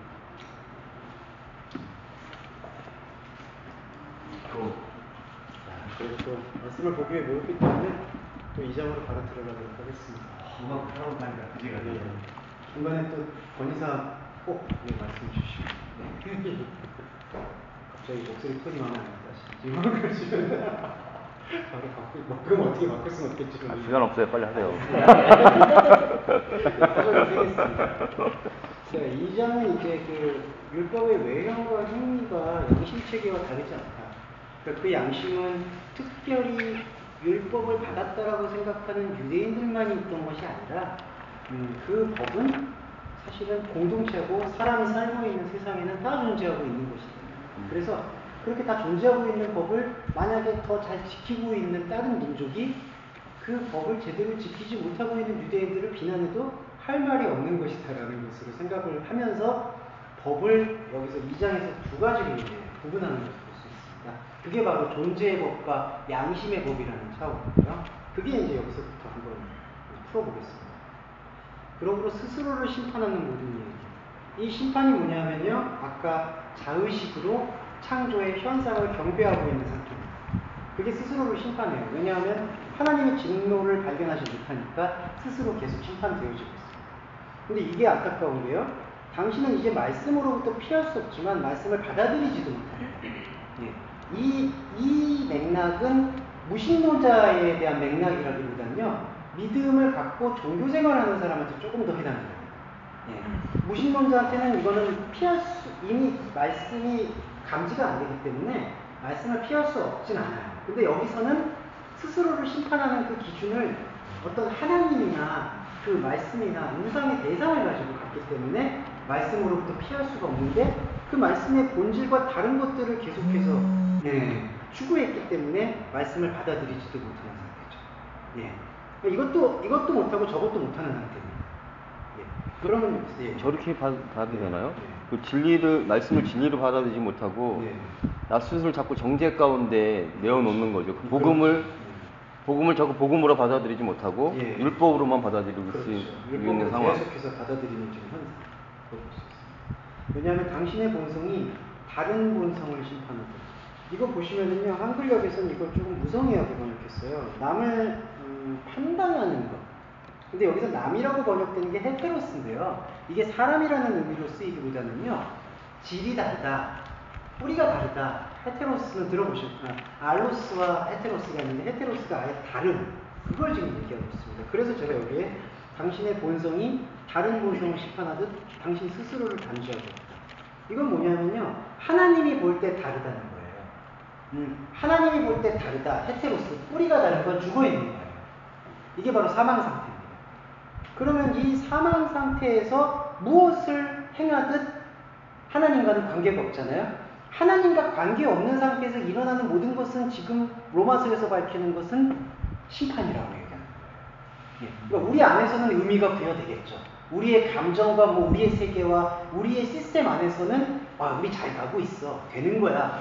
갈 거야. 그런 게 될 수는 있겠죠. 하지만 하나님이 볼 때에는 이게 뿌리가 다르기 때문에 한 뿌리에서 가지가 나오잖아요. 근데 이 뿌리가 다르니까 여기서는 관계가 없는 거예요. 이걸 하마르티아에 적용하면 관역이 다른 거예요. 그래서 다름 안에서 이루어진 일들을 추구하고 실천하기에 그렇습니다. 근데 우리는 압니다. 본성의 다름을 추구하는 이로 진리에 따른 하나님의 심판이 있다.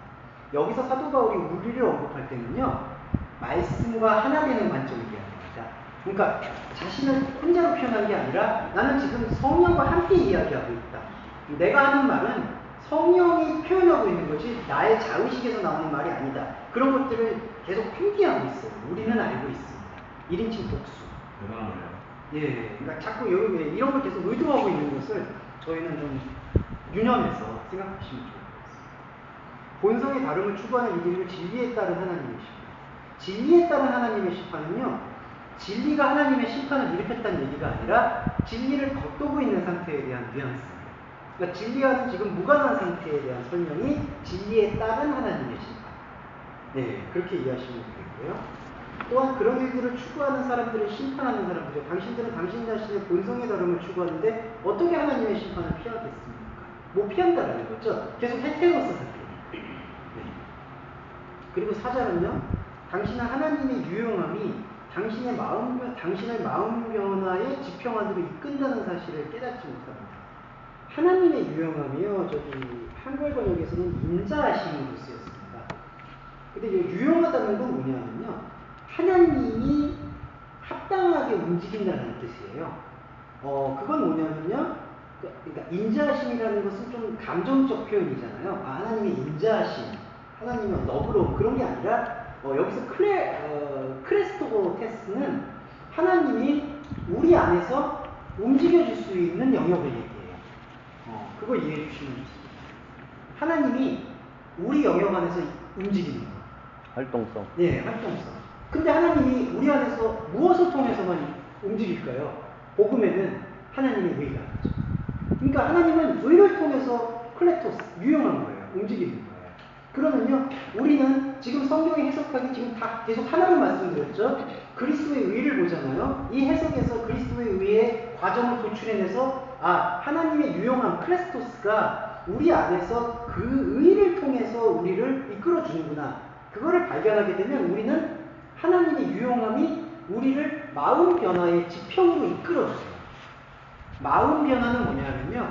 그냥 뭐 마음가짐이 변화된다는 게 아니라 내 마음이 그리스도 예수의 마음으로 변화된다는 걸 얘기합니다. 회개의 본질은요. 내가 뭔가를 자잘못을 이야기하는 것만이 회개가 아니라 내 형체가 변화되는 거예요. 형체가 어떻게 변화됩니까? 의를 통해서 변화되는 거죠. 근데 그 형체가 눈에 보이는 형체냐? 그게 아니라는 거죠. 예.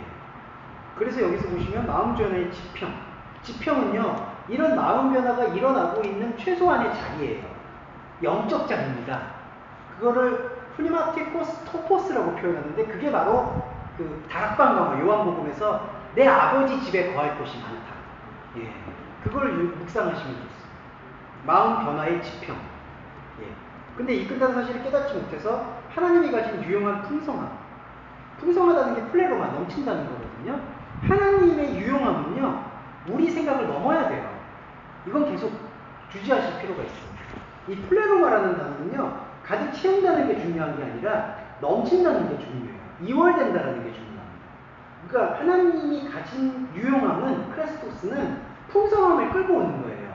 그러니까 넘칠 때, 나의 생각을 넘어설 때, 인간이 갖고 있는 욕구를 넘어설 때 하나님의 유용함을 보내는 거예요. 보이고, 그럼으로써 뭐가 일어나냐면요, 유용함, 풍성함, 관용, 우리를 위해 계속되는 진노의 유예를 무시한다. 이게 조금 필요한 부분인데요. 우리가 복음으로 발견되잖아요. 복음으로 발견되면은 그게 뭐냐면은 우리를 의롭다고 간주해 주시는 거예요. 유예라는 단어 이해하시죠? 집행유예라는 단어 이해하시죠? 예. 원래 처형을 받게 돼 있어요. 근데 그 처형을 유예하는 거예요. 여기도 진노가 우리 안에, 이게 인간의 실존이에요. 인간의 실존은 사망이에요. 근데 그 사망을 그리스도를 통해서 핏값으로 대신 사시고 그 사망을 유예하는 거예요. 예. 이게 바로, 근데 그 진노의 유예가 여기 보시면요, 하나님의 유용함을 이해하지 못하는 헤테로스를 추구하는 자들에게는 무시되는 거예요. 예. 계속되는 진노의 유예를 무시하는 것입니다. 그리고 이런 무시가 계속되면요, 5절에서 스켈로테스, 굳어있는 거예요. 예. 이거는요, 시간이 무섭습니다. 이거는 말씀드릴게요. 아까 이방도 습관이라고 말씀드렸잖아요. 계속 창조의 현상만 섬기는 해석만 듣잖아요. 설교를 듣잖아요. 그러면요, 아, 나는 저런 설교를 들어도 나는 본질이 괜찮으니까 괜찮아. 죄송한데 그게 아닐 수가 있어요. 계속 듣잖아요. 나도 모르게 스켈로스, 굳어지는 거예요, 내 생각이. 예, 그거는 조금 유념하실 필요가 있습니다. 그래서 가급적 계속 말씀을 볼 때도 진리를 생각하고, 아, 이게 진리의 방향성에 대해서 묵상을 하시기를 저는 권하는 거예요.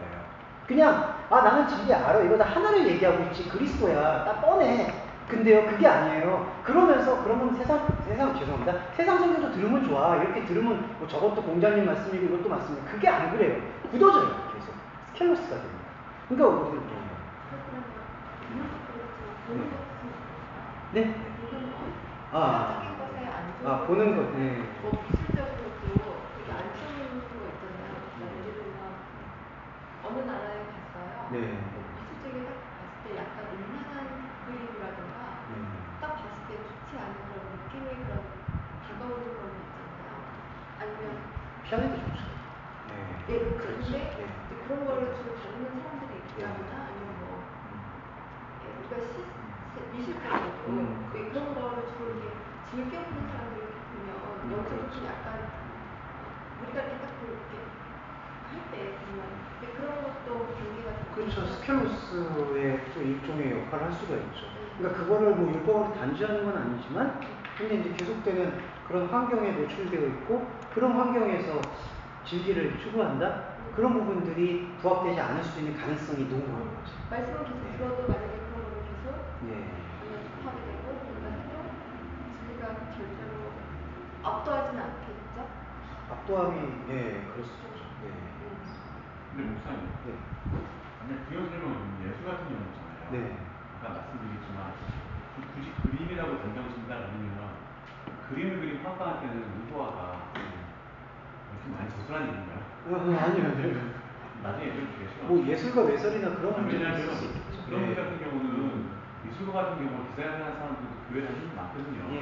그리고 만약에 폭력을 다룬다 해도 그 폭력의 어떤 걸 이제 다루느냐지 그런 부분에 왜냐하면 성경에 우리가 알다시피 문자 그대로 나오는 해석이 있고 안에 들어간 메시지가 있는 거잖아요. 그런 작가 측면 안에서도 그런 게 좀 문제되어서 보거든요. 그리고 뭐 근데 저는 사모님 말씀도 동의가 되는 게 이제 굳이 나는 뭐 그런 거에서 자유로워 그래서 난 이런 걸 봐야 돼 굳이 그런 거를 의도하는 것은 오히려 좀 위험하죠. 그런 부분입니다. 굳어 있으면 그래서 좀 경고가 되는 부분이고요. 그리고 여기서 굳어 있으면은 조금 더 그 잘못된 설교에 대한 가르침을 좀 집중하고 있습니다. 왜냐하면 사도 바울이요 답답한 거예요. 왜냐하면 지금 계속 교회를 세우잖아요. 교회를 이제 세운다는 게 가정교회인데 가정교회를 세우고 나 또 다시 가서 저기 가서 교회 세워야지 이제 그러면서 전도여행을 하잖아요. 그럼 한 바퀴 돌고 들어오면은 갈라디아 보시면은 기가 막힌 현상이잖아요.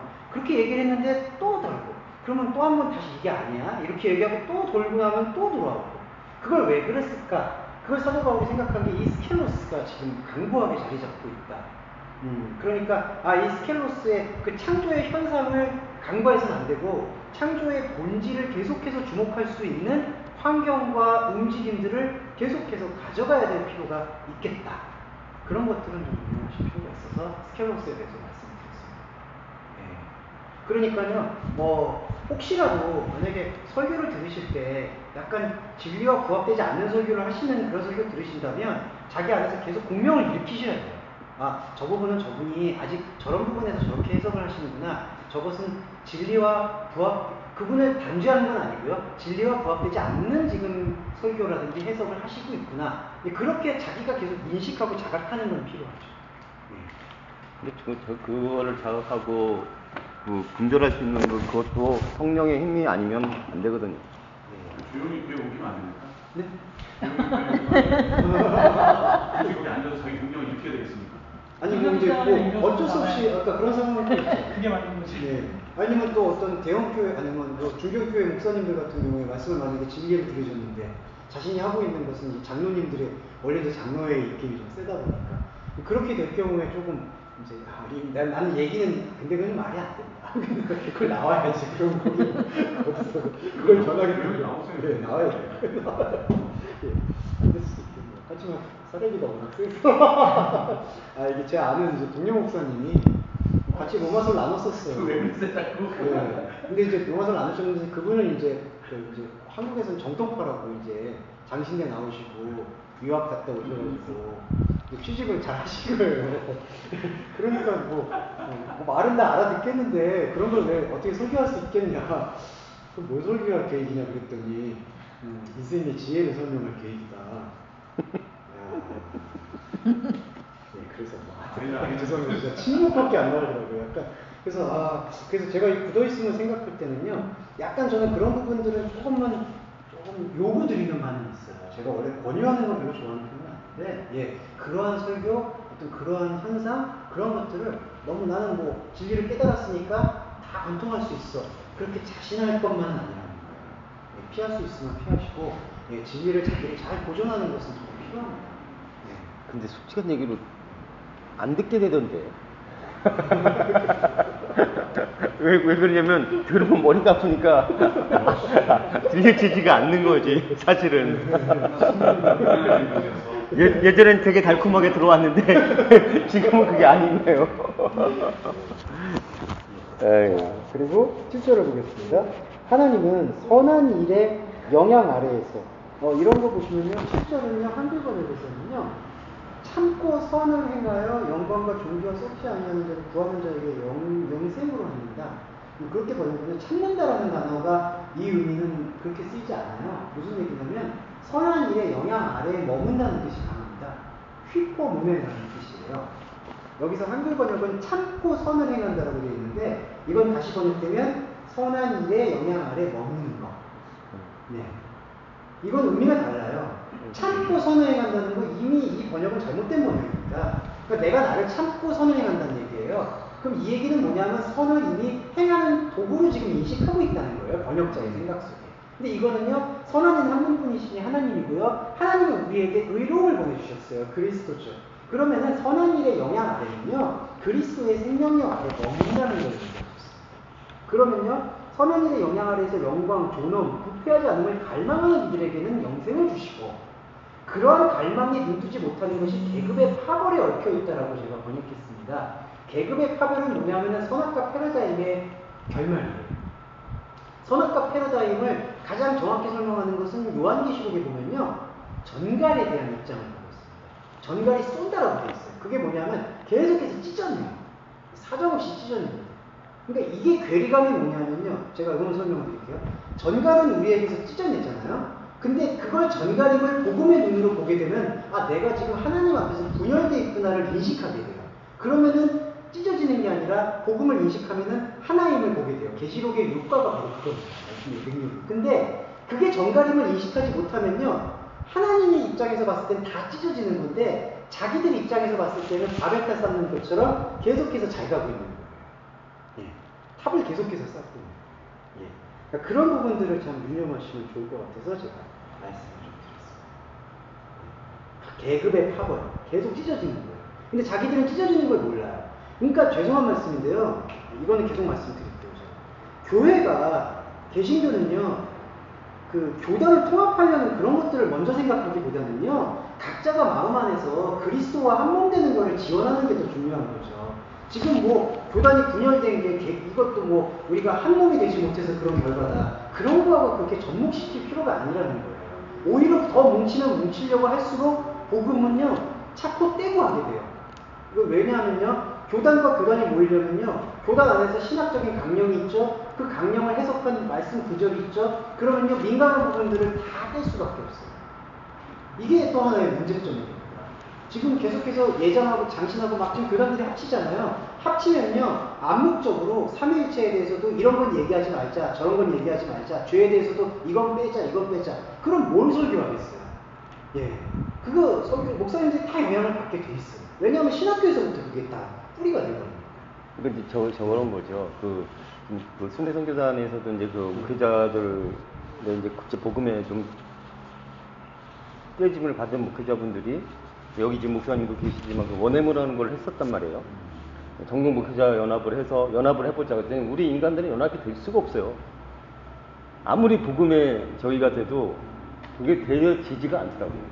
그러니까 근데, 공동체는 네네네. 그냥 잠정적인 그리스도 체험을 가진 이들이 또 누구 한 명이 조금 더 나서서, 그러니까 그렇게 잠정적으로 이렇게 모이려고 이렇게 노력하는 모임이 되어야 되지, 이렇게 인위적으로 그렇죠. 이렇게 모일 수 있는 어떤 그 외부적인 그런 연합보다는 하나하나가 그리스도의 몸이 되어가는 과정이 되어올 때 영적인 연합이 되어진다는 거죠. 그게 진짜 진정한 교회로서의 저희가 된다는. 그걸 만약에 그게 올바르게 관통됐으면 네. 나온 하나의 행위가 어떤 행위가 나올까요? 근데 그 의미에서는 선한 영향력이 나오게 되죠. 그러니까 나오는 복음이 게 감통된 자로서 이제 아까도 모임처럼 사도 바울의 자세처럼 그래도 한 사람이라도 더 같이 듣고 같이 나눌 수 있도록 하자. 이제 그러한 게 인위적 연합은 아니고요. 예. 만약에 잘 구분할게 이게 찢어놓고 우리가 생각을 했을 적에 찢어놨어. 찹고 다 붙이고 설교를 했어. 거기서만 끝나면 안 된다요. 네. 복음은 거기 끝나는 게 아니잖아요. 그렇죠. 몸은 수가 없죠. 네. 뭔가 인과를 이거다 정의할 수는 없지만 진리는 있잖아요. 네. 구원자 예수 있는 거잖아요. 그렇죠? 그 다음에 나와야 될 행위, 다음에 나와야 될 어떤 결과물도 우리가 알아야 되지 않을까 싶어요. 네, 맞아요. 그것도 좀 성찰할 필요가 있어요. 내가 만약에 죄인이야. 나 끝나는 것과 내가 죄인이었어. 하지만 죄인이야. 고백하지만 난 그로 인해서 예수를 보게 돼서까지 나가는 게 지금 존재론에 대한 그리스도에 대한 정수잖아요. 근데 여기서 그게 아니라 우리는 복음을 받았어. 미친 자야. 난 죄인이야. 고백이 끝난다면 그렇죠. 거기에 질문을 또 할 수 있는 상대가 오는 거예요. 그렇죠. 김성국 선생님처럼 질문을 하고 싶었는데 그건 올라갔으니까. 거기서 이제 이제 영적 진보라고 표현하는데 그것이 이제 계속 관통되어지는 고백이 우리 시간 속에서, 그리고 사람과의 관계, 이제 내 자신도 포함되지만 또 사람과의 관계, 교회, 이제 거기서부터 계속되는 이제 파급의 움직임들이 있어요. 근데 이제 그런 거를 자꾸 또 다른 그 사회 보편적 도덕성 그거라고 연관을 지어버리면 거기서 문제가 된다는 거죠. 아니지. 그거는 당연히 나갈 수 있는 건데. 관통이 되는 상황에 대해서 관통이 되지 않는 상황은 반드시 차이가 있다고 생각합니다. 차이가 좀 있죠. 왜냐하면 목사님께서 만약에 말씀을 관통된 삶을 하신다면 우리가 목사님 목에 주사는 어떤 열매가 내서가 아니라 말씀을 통해서 연합이 되거든요. 아니 근데 열매 자체를 자꾸 밖으로 그렇게 보면 안 된다는 거라니까. 아니 목사님의 내적인 말씀에 그러니까 어떤 그런 부분들이 분명히 타당성이 있지만 그거를 목적으로 갖는 것이 아니고 그거는 당연히 파생될 수 있는 그것이지만 거기에서 그것이 또한 또 말씀과 그거를 안 한다고 해서 또 이렇게 또 밀려간다는 그런 건 아니라는 거죠. 하나님과 나와 이렇게 관계입니다라는 걸 찬성해요. 그렇죠. 그리고 나는 하나님께 나를 위해 혼자 선주했어. 동의해. 그렇죠? 그럼 여기서 끝나는.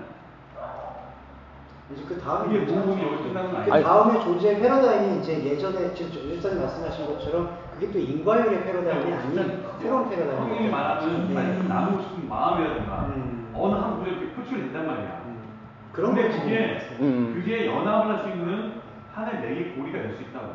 그렇죠. 그건 연합의 고리로서 쓰임 받을 수 있는 거죠. 근데 이제 아까 열사님 말씀하시는 그 불완전한 연합 같은 경우에는 그렇죠, 열사님. 그게 불완전한 해석 상태, 그리고 아까 스켈로스 굳어있는 상태 속에서 연합을 도모하려고 하다 보니까 불의 불완전성을. 근데 이제 인간의 본능은 그 불완전성을 못 견뎌하니까 그냥 불완전해 보이니까 그런 걸 싹 쓸어버리라는 그런 욕구들을 계속해서 속삭이게 되는 것 같아요. 네. 그런 부분들에 대한 대화를 하셔서. 네. 네. 그러면 들어갈게요. 개그맨 파벌. 예. 이게 제가 신경 써서 쓴 단어라서 제가.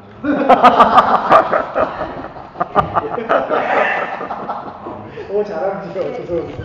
죄송합니다. 진리에 순종하지 못하는 구조에 예속되어 불의에 굴종된 이들에겐 분노와 진노를 허락하고 악한 본성을 집요하고 지속적으로 실천하는 사람의 혼. 이게 혼이요, 푸세케가 쓰였습니다. 그래서 제가 좀 혼이라는 것을 약간 다른 표현이 있으면 좋겠지만 여기에 혼이라고 좀 표현했어요. 왜냐하면요, 한글 번역은요 영이라고 표현했는데 영이란 말을 이렇게 함부로 쓰는 거니까 좀 맥락에 맞게 써야지. 여기서 사람의 영이라고 쓰면 안 돼요. 왜냐하면은 푸뉴마가 되어졌을 때에는 하나님과 상반한다는 게 되게 개입이 거의 됩니다. 더러운 영 빼고. 근데 여기서 사람의 영이라고 얘기하면은 이렇게 되면 또 곤란해지는 거죠. 그래서 제가 이제 본 게 여기서는 혼입니다. 악한 본성을 집요하고 지속적이고, 혼은 뭐냐면 피스케, 지정이에요. 사람이 갖고 있는 어떤 모든 모습들, 어떤 욕구들, 그런 것들. 그런 혼은 쉼없는 억압과 고통이 있으니 이것은 유대인과 헬라인 모두에게 예외가 있는 게 아니다. 그걸 얘기하고 있습니다. 그리고 여기 보시면요, 11절은 좀 어려운 표현인데요. 하나님 곁에서 이루어지는 것은 외형적 판단이 주관하지 못한다. 한글 번역은 하나님께서 외모로 사람을 취하지 아니하십니다. 좀 편하게 번역했습니다. 그러니까 그냥 외모 안 본다. 근데 지금 이 얘기는 그 말이 아니에요. 하나님 곁에서 이루어진다라는 건요, 아까 에녹 말씀 잠깐 이해하시면 좋습니다. 하나님과 동행했다고 하잖아요. 하나님과 동행했다라는 개념이 어떤 개념이냐면, 우리는 하나님과 동행할 수가 없어요. 아시죠? 하나님을 볼 수도 없고, 하나님의 본체가 죽는다라고 모세한테 예수는 하나님 여호와께서 그렇게 말을 했어요. 그러면 동행은 어떻게 가능하냐? 엘로힘을 우리가 볼 수 있으려면 우리 안에서 엘로힘의 이름을 보여주고 설명해 줄 수 있는 여호와가 들어와야 돼요. 그 신명에 대한 이야기인데 그거 다 들어보셨나요? 그 신명에 대한 이야기 끝 집사님 들어보셨죠? 엘로힘하고 여호와. 그러니까 여기서 하나님 곁이 이게 바로 성부성자 성령으로 보면 엘로힘의, 그러니까 히브리어로 보면 엘로힘 하나님이 있고 여호와 하나님이 있거든요. 엘로힘도 하나님 쓰고 여호와도 하나님 쓰잖아요. 엘로힘은 저 너머에 계신 하나님을 지향할 때가 있어요. 그러니까 우리가 붙잡을 수도 없고 만질 수도 없는. 그러면은 그 엘로힘 하나님을 우리가 이해할 수 있고 알아들 수 있는 그 매개가 누구냐? 구약에서는 스스로 있는 자라고 해서 여호와가 등장했죠. 그래서 보시면요, 자기 감정을 드러내는 거 있잖아요, 신이. 그럴 때는 전부 엘로힘이 아니라 여호와. 그래서 내가 이 지상에 사람 만든 걸 후회한다든지 그런 표현들은 다 여호와, 사람 안에 들어와서 사람의 말로 표현을 하는 거예요. 그러니까 여기서요, 하나님 곁이라는 거는 동행을 한다는 상태인데, 엘로힘과 우리가 동행을 할 수 있으려면은 중보자가 필요한 거죠. 그게 구약에서는 여호와로 이미 예표가 돼 있고 스스로 있는 자. 그게 요한복음에서 어떻게 나왔냐? 에고에이미, 나는 스스로 있는 자. 그러니까 구약에 말하고 있는 여호와의 그 역할을 예수 그리스도가 성취한 거죠. 근데 그 야훼하고 저기에서 아도나이가 합쳐져 갖고 여호와가 된 거 아닌가요? 그건 아니에요? 그렇게 지금 여호와를 판단하는 분이 있는데, 여호와라는 그 타자에게서는 죄송하지만 그냥 스스로 있는 자라는 하야라는 동사에서 유래한 거예요. 그러니까 아도나이에서 표현한 여호와라는 표현이 예언서하고 외경에서 딱 2번 나와요. 근데 그때는 그 아도나이 표현으로 이해하시면 되고요. 구약 성경에서 전반적으로 나오는 여호와는 스스로 있는 자라는 단어에서 유래가 됩니다. 그냥 하야 네피시 하야로 봐야 되는 거예요. 하나님을 표현하는 거예요. 네, 하나님을. 똑같은 하나님이에요. 근데 엘로힘을 우리가 이해하고 느끼려면 여호와가 돼요. 근데 그게 하나의 단어의 요소가 틀린 것 뿐이죠. 그 같은 거예요. 근데 하나님 한 분이시죠. 한 분이에요. 그거 오해 안 하세요. 그러니까 두 하나님 이런 얘기가 아니라. 그렇죠. 이렇게 되면 신약에는 여호와 하나님. 구약에는 엘로힘. 그거 아니에요. 그러니까 구약 안에서도 사실은 삼위일체가 구속성의 옆에를 흐르는 거죠. 그래서 엘로힘, 여호와의 관계를 통해서 아브라함도 보시면은 여호와를 통해서 자기 생각을 드러내고 엘로힘에게 또 제사를 드려요. 근데 그 야훼하고 아도나이를 겹쳐서 여호와라고 했다는 그런 해석이 일반적이던데. 근데 그거는 저는 일반적으로 뭐라고 그래요? 그리고 신학적 해석은요, 스스로 있는 자가 뿌리고 있습니다. 아도나이라는 표현은 그 찬양에 대한 어구로 표현하거든요. 영원히 찬양받으실 분 아도나이. 그러니까 그 아도나이가 유래된 게 여호와다. 형님 무슨 게 엘로힘과 이걸 자. 아니 여호와의 야훼의 야훼의 근원이 그 여호와가 된 게 언어 근원. 그 아도나이하고 같이 합쳐져 갖고 여호와로 발견됐다고 그런 저기를 많이 하더라고요. 근데 그거는 소수 해석이 되고. 그래요? 그리고 아까 예언서하고 몇 개 외경에서는 그렇게 쓰인 여호와가 쓰인 경우가 있고요. 구약 성경의 대부분은 스스로 있는 그 하야라는 동사에서 유래했고요. 하야 네피시 하야? 네페시 하야 살아있는. 그게 이제 스스로 있는 거예요. 그래서 여호와 이렇게 표현. 여호와에 대한 표현들은 여러 가지가 있어요. 근데 거기서 중심을 관통하는 게 스스로 있는 자라는 뜻이고, 그게 70인역으로 에고에이미로 번역이 됐다는 게 주목할 필요가 있어요. 알파 오메가. 네. 이해가 네, 같은 존재에 대한 설명. 하나님 곁에서 지금 이루어지는 게 바로 엘로힘 하나님과 소통하는 자아의 해방이에요. 근데 그거는 외형적 판단이 주관하지 못해요. 네, 당연하죠. 이게 왜 그러냐면요. 유대인들은요, 지금 제사를 하고 있잖아요. 제사를 하고 있는 게 자신들은 여호와 하나님을 한다고 생각하는데 좀 표현 죄송합니다. 여호와 하나님을 통한 관통이 되어지는 제사를 드리는 게 아니라 저 너머에 있는 엘로히 하나님, 그냥 두려워하는 하나님한테 제사를 드리고 있는 거예요. 우리 안에 들어와서 그것을 완전히 파헤쳐 생명으로 드러내고 있는 그러한 제사를 드리지 않는 거예요. 그러니까 외형적 판단이라는 것은 바로 그 우상으로서의 하나님에게 판단되어지고 있고 판단받고 내가 판단하는 상태를 여기서 얘기하고 있습니다. 자, 이제 이게 왜 들어가냐면요. 이게 중요한 게 하나님과 동행한다, 하나님과 교통한다라는 것은 지금 내 안에 관통하고 있는 생명의 법, 곧 존재의 법을 통해서 이루어진다라는 걸 사도 바울은 얘기하고 싶은 거예요. 근데 만약에 그러한 존재의 법이 관통되지 않고 있는 상태에서 외형적인 판단으로 계속해서 악한 본성을 추구하게 된다면 이것이 어떤 악순환이 되느냐, 그거를 이후에 12절 이후에서 쭉 설명하고 있습니다. 이것만 설명드리고 오늘은 마무리할게요. 법 없이 죄를 행한 이는 행한 만큼 멸망당할 것이며 법 안에서 죄를 행한 이는 행한 만큼 법에 의해 심판받습니다. 뭐 이렇게 쭉 나옵니다. 24절 보시면 이방인들로 알지 이기적 속성은 법을 가지지 못하면 그들 자신의 본성에 나오는 법이 존재합니다. 그리고 그들은 그들 마음에는 기록된 법에 곧 그들의 양심을 통해서 상호간 품고 있는 말을 고발하거나 위장하여 법의 행위를 증명하려 합니다. 지금 이 얘기가 무슨 얘기냐면요. 이방인들의 법에 대해서 설명을 하고 있습니다. 근데 좀 복잡한데요. 잘 들어주세요. 유대인들 안에도 이방인이 있어요. 지금. 하나님과 하나가 되지 못하고 있는 상태가 이방인이죠. 그럼 이방인들은 하나님이 계명을 주셨잖아요. 자, 유대인이에요. 유대인인데 모세예요. 하나님이 계명을 주셨어요. 근데 계명을 줬는데 계명에 대해서 지금 이방인으로 지금 그 계명을 본다. 그럼 뭘로 보느냐? 여기 보세요. 15절에서 양심으로 계명을 보는 거예요. 예. 그럼 이러면 어떻게 되느냐? 이러면 이게 어떻게 되냐면은 지금 21절로 넘어갈게요. 다른 본성을 가르치는 당신이요. 당신은 당신 스스로를 가르칠 생각을 안 씁니까? 이게 정답이에요. 당신 스스로를 가르친다. 예. 그러니까 들어오신 생명을 발견하고 느끼는 게 그게 디다키의 본질이에요. 디다키, 가르친다.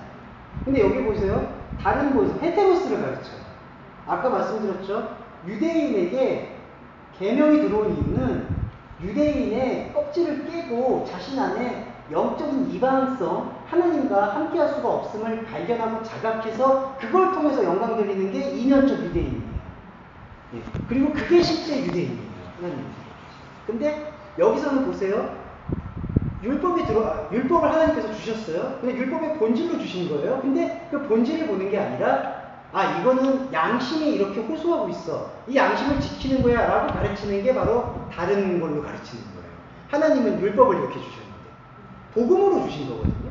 근데 복음으로 주셨는데 그거를 자기가 생각하는 걸로 헤테로스로 가르치는 거예요. 그러니까 스스로 가르칠 생각을 전혀 안 하는 거예요. 그럼 어떻게 되느냐? 영혼의 약탈을 저주하고 있죠. 그럼 당신 스스로가 영혼의 약탈을 방치하고 있죠. 그 다음에 여기서요, 모이코스가 간음인데요. 간음이란 단어는 모이코스가 불경건이라는 뜻이기 때문에 그거를 다시 해석해보면 영적 간음입니다. 실질적 간음을 얘기하는 것만이 아니라. 예, 불경건. 그러니까 영적 간음을 빠지지 말라고 말하면 당신은 영적 간음에 빠져있죠. 간음만 안 하면 된다라고 가르칩니다. 예. 그 다음에 우상을 혐오하죠. 근데 성전의 약탈에 앞장서죠. 성전 약탈이라는 게요, 요걸 해석을 해보면요, 히에로레이스는 성전을 더 철저히 세운다라는 역설적인 뜻이 있습니다. 그러니까 자기는 성전을 계속 세운다고 생각하는데 그게 약탈하는 거예요, 히에로레이스. 그 예수님이 요한복음에서 이거 무너뜨려라. 사흘 만에 짓는데 사흘 만에 있다. 그리고 사흘 만에 일으킨다는 게 사흘 동안에 일으킨다는 얘기가 아니라 사흘 안에 있다는 얘기예요. 그럼 그때 3이라는 게 뭐냐? 바로 생명의 부활을 상징합니다. 완전수로서. 네, 완전수로서. 그러니까 사흘 안에 있다 이미 성전이. 근데 뭘 더 짓는 거냐? 이제 이런 것들이 지금 이 복음으로서 율법을 받았는데 다른 걸로 가르치고 있는 그 상태. 그래서 여기 보시면요, 이런 상태가 어떠한 악순환이냐? 25절에서 당신이 법을 강요하면 할례는 유익하죠. 근데 만약에 법이 위반되면 당신의 할례에는 의미가 없는 것이죠. 할례는 뭐냐면은 종교인의 표가 되거든요. 나는 종교인이야. 그리고 우리 오늘날로 말하면 나는 그리스도인이야. 근데 만약에 나는 그리스도인이라고 얘기를 했지만 여전히 복음을 율법으로 생각하고 있다면은 언젠가는 필연적으로 한 번은 위반할 수밖에 없죠. 예. 바리새인들이 613가지 세웠잖아요. 그 중에 한 가지라도 한 번이라도 위반 안 하겠느냐? 위반하죠. 위반하니까 제사 지내는 거예요. 예. 그러니까 여기 법의 위반자가 되면은 당신이 말하는 할례는 의미 없는 게 된다는 거예요. 그러면서 제일 중요한 게요. 할례 의식과 상관없는 이가 법을 만약에 613가지 중에 내가 할례를 받았는데 내가 500가지를 지켰어. 근데 이방인들 안에도 613가지에 해당하는 양심의 법들이 다 있어요. 근데 그 사람이 550가지를 지켰다면 550가지를 지킨 사람이 500가지를 지킨 나를 정죄하지 않겠느냐. 예, 이걸 얘기하는 거예요. 예. 그래서 여기서 지금 갈리는 거예요. 여기 28절 보시면요. 보이는 것, 현상 세계에서의 유대인이 진정한 의미의 유대인이 아니요. 몸을 통해 거행된 할례가 진정한 의미의 할례가 아니다. 감춰진 것, 본질 안에서의 유대인의 진정성이 발휘되는 거고 할례 역시 드러난 게 아니라 영의 내부에서 이루어지는 마음의 할례다. 이거요, 죄송합니다. 마음가짐의 문제가 아니라 보이지 않았던 진리가 들어온 거예요. 이 진리는 실제라고 얘기를 합니다. 그러니까 이렇게 내 마음에서 할례 받았어. 그냥 나 마음에 감동받았어. 이런 감동이 아니라요. 하나님의 마음, 곧 그건 존재예요. 존재라고 표현할 수가 있어요. 그 존재가 들어온 것을 발견되어지는 게 마음에서의 할례가 진정한 할례다. 그래서요, 사도 바울은 여기서 완전히 어떤 걸로 지금 뒤집냐면 자기 자신도 지역 출신 이스라엘 사람인데 그걸 완전히 버리고요. 이면적 유대인이 유대인이었다. 구약에서 말하고 있는 그 사람들이 유대인이라서 특정하게 선택받아서 그들에게 역사가 전개된 게 아니라 그들을 아니더라도 다른 민족에게도 충분히 그런 일들은 일어날 수가 있는 거고, 그러면은 그들에게서 일어난 역사적 사실, 아브라함, 이삭, 요셉, 그들을 통해서 나타난 역사적 사실은 무엇을 발견하라는 거냐? 그들 안에 의가 없었음을 발견하라는 영적인 도구로 쓰였다라는 것을 확증하는 거죠.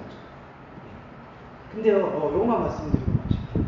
바울이 이런 표현을 한다는 게 그때 당시에는 매우 쉬운 게 아니라고 저는 생각합니다. 지금에서야 우리도 지역적으로 유대인이 아니니까 이런 거를 그래도 이게 그래도 우리한테는 기회가 있구나 이렇게 받아들일 수 있는 거지, 그때 당시에는 정통 유대인이 이런 걸 얘기한다는 것 자체가 죽기를 각오하는 거죠. 이 자체가 이미. 그리고요, 논리적으로 튼튼하지 않으면 그 그리스도에 대한 해명이 없으면 이런 표현을 못해요. 이면적 유대인이라는 표현 자체는 나올 수가 없어요. 그래서 그런 부분에서 이 로마서가 갖고 있는 진정한 복음이 그런 의미를 품고 있구나. 그러면서 여기 2장에서 지금 숨어져 있던 게 뭐냐면 존재의 법과 양심의 법이에요.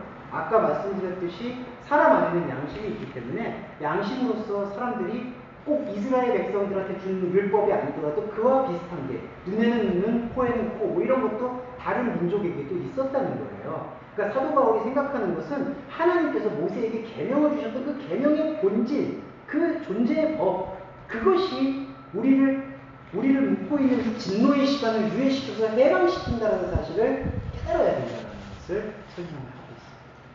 그리고 나머지 양심의 법은 어떻게 지키느냐는 이제 다다음 장에서 나오고 있죠. 설명드리는 것입니다.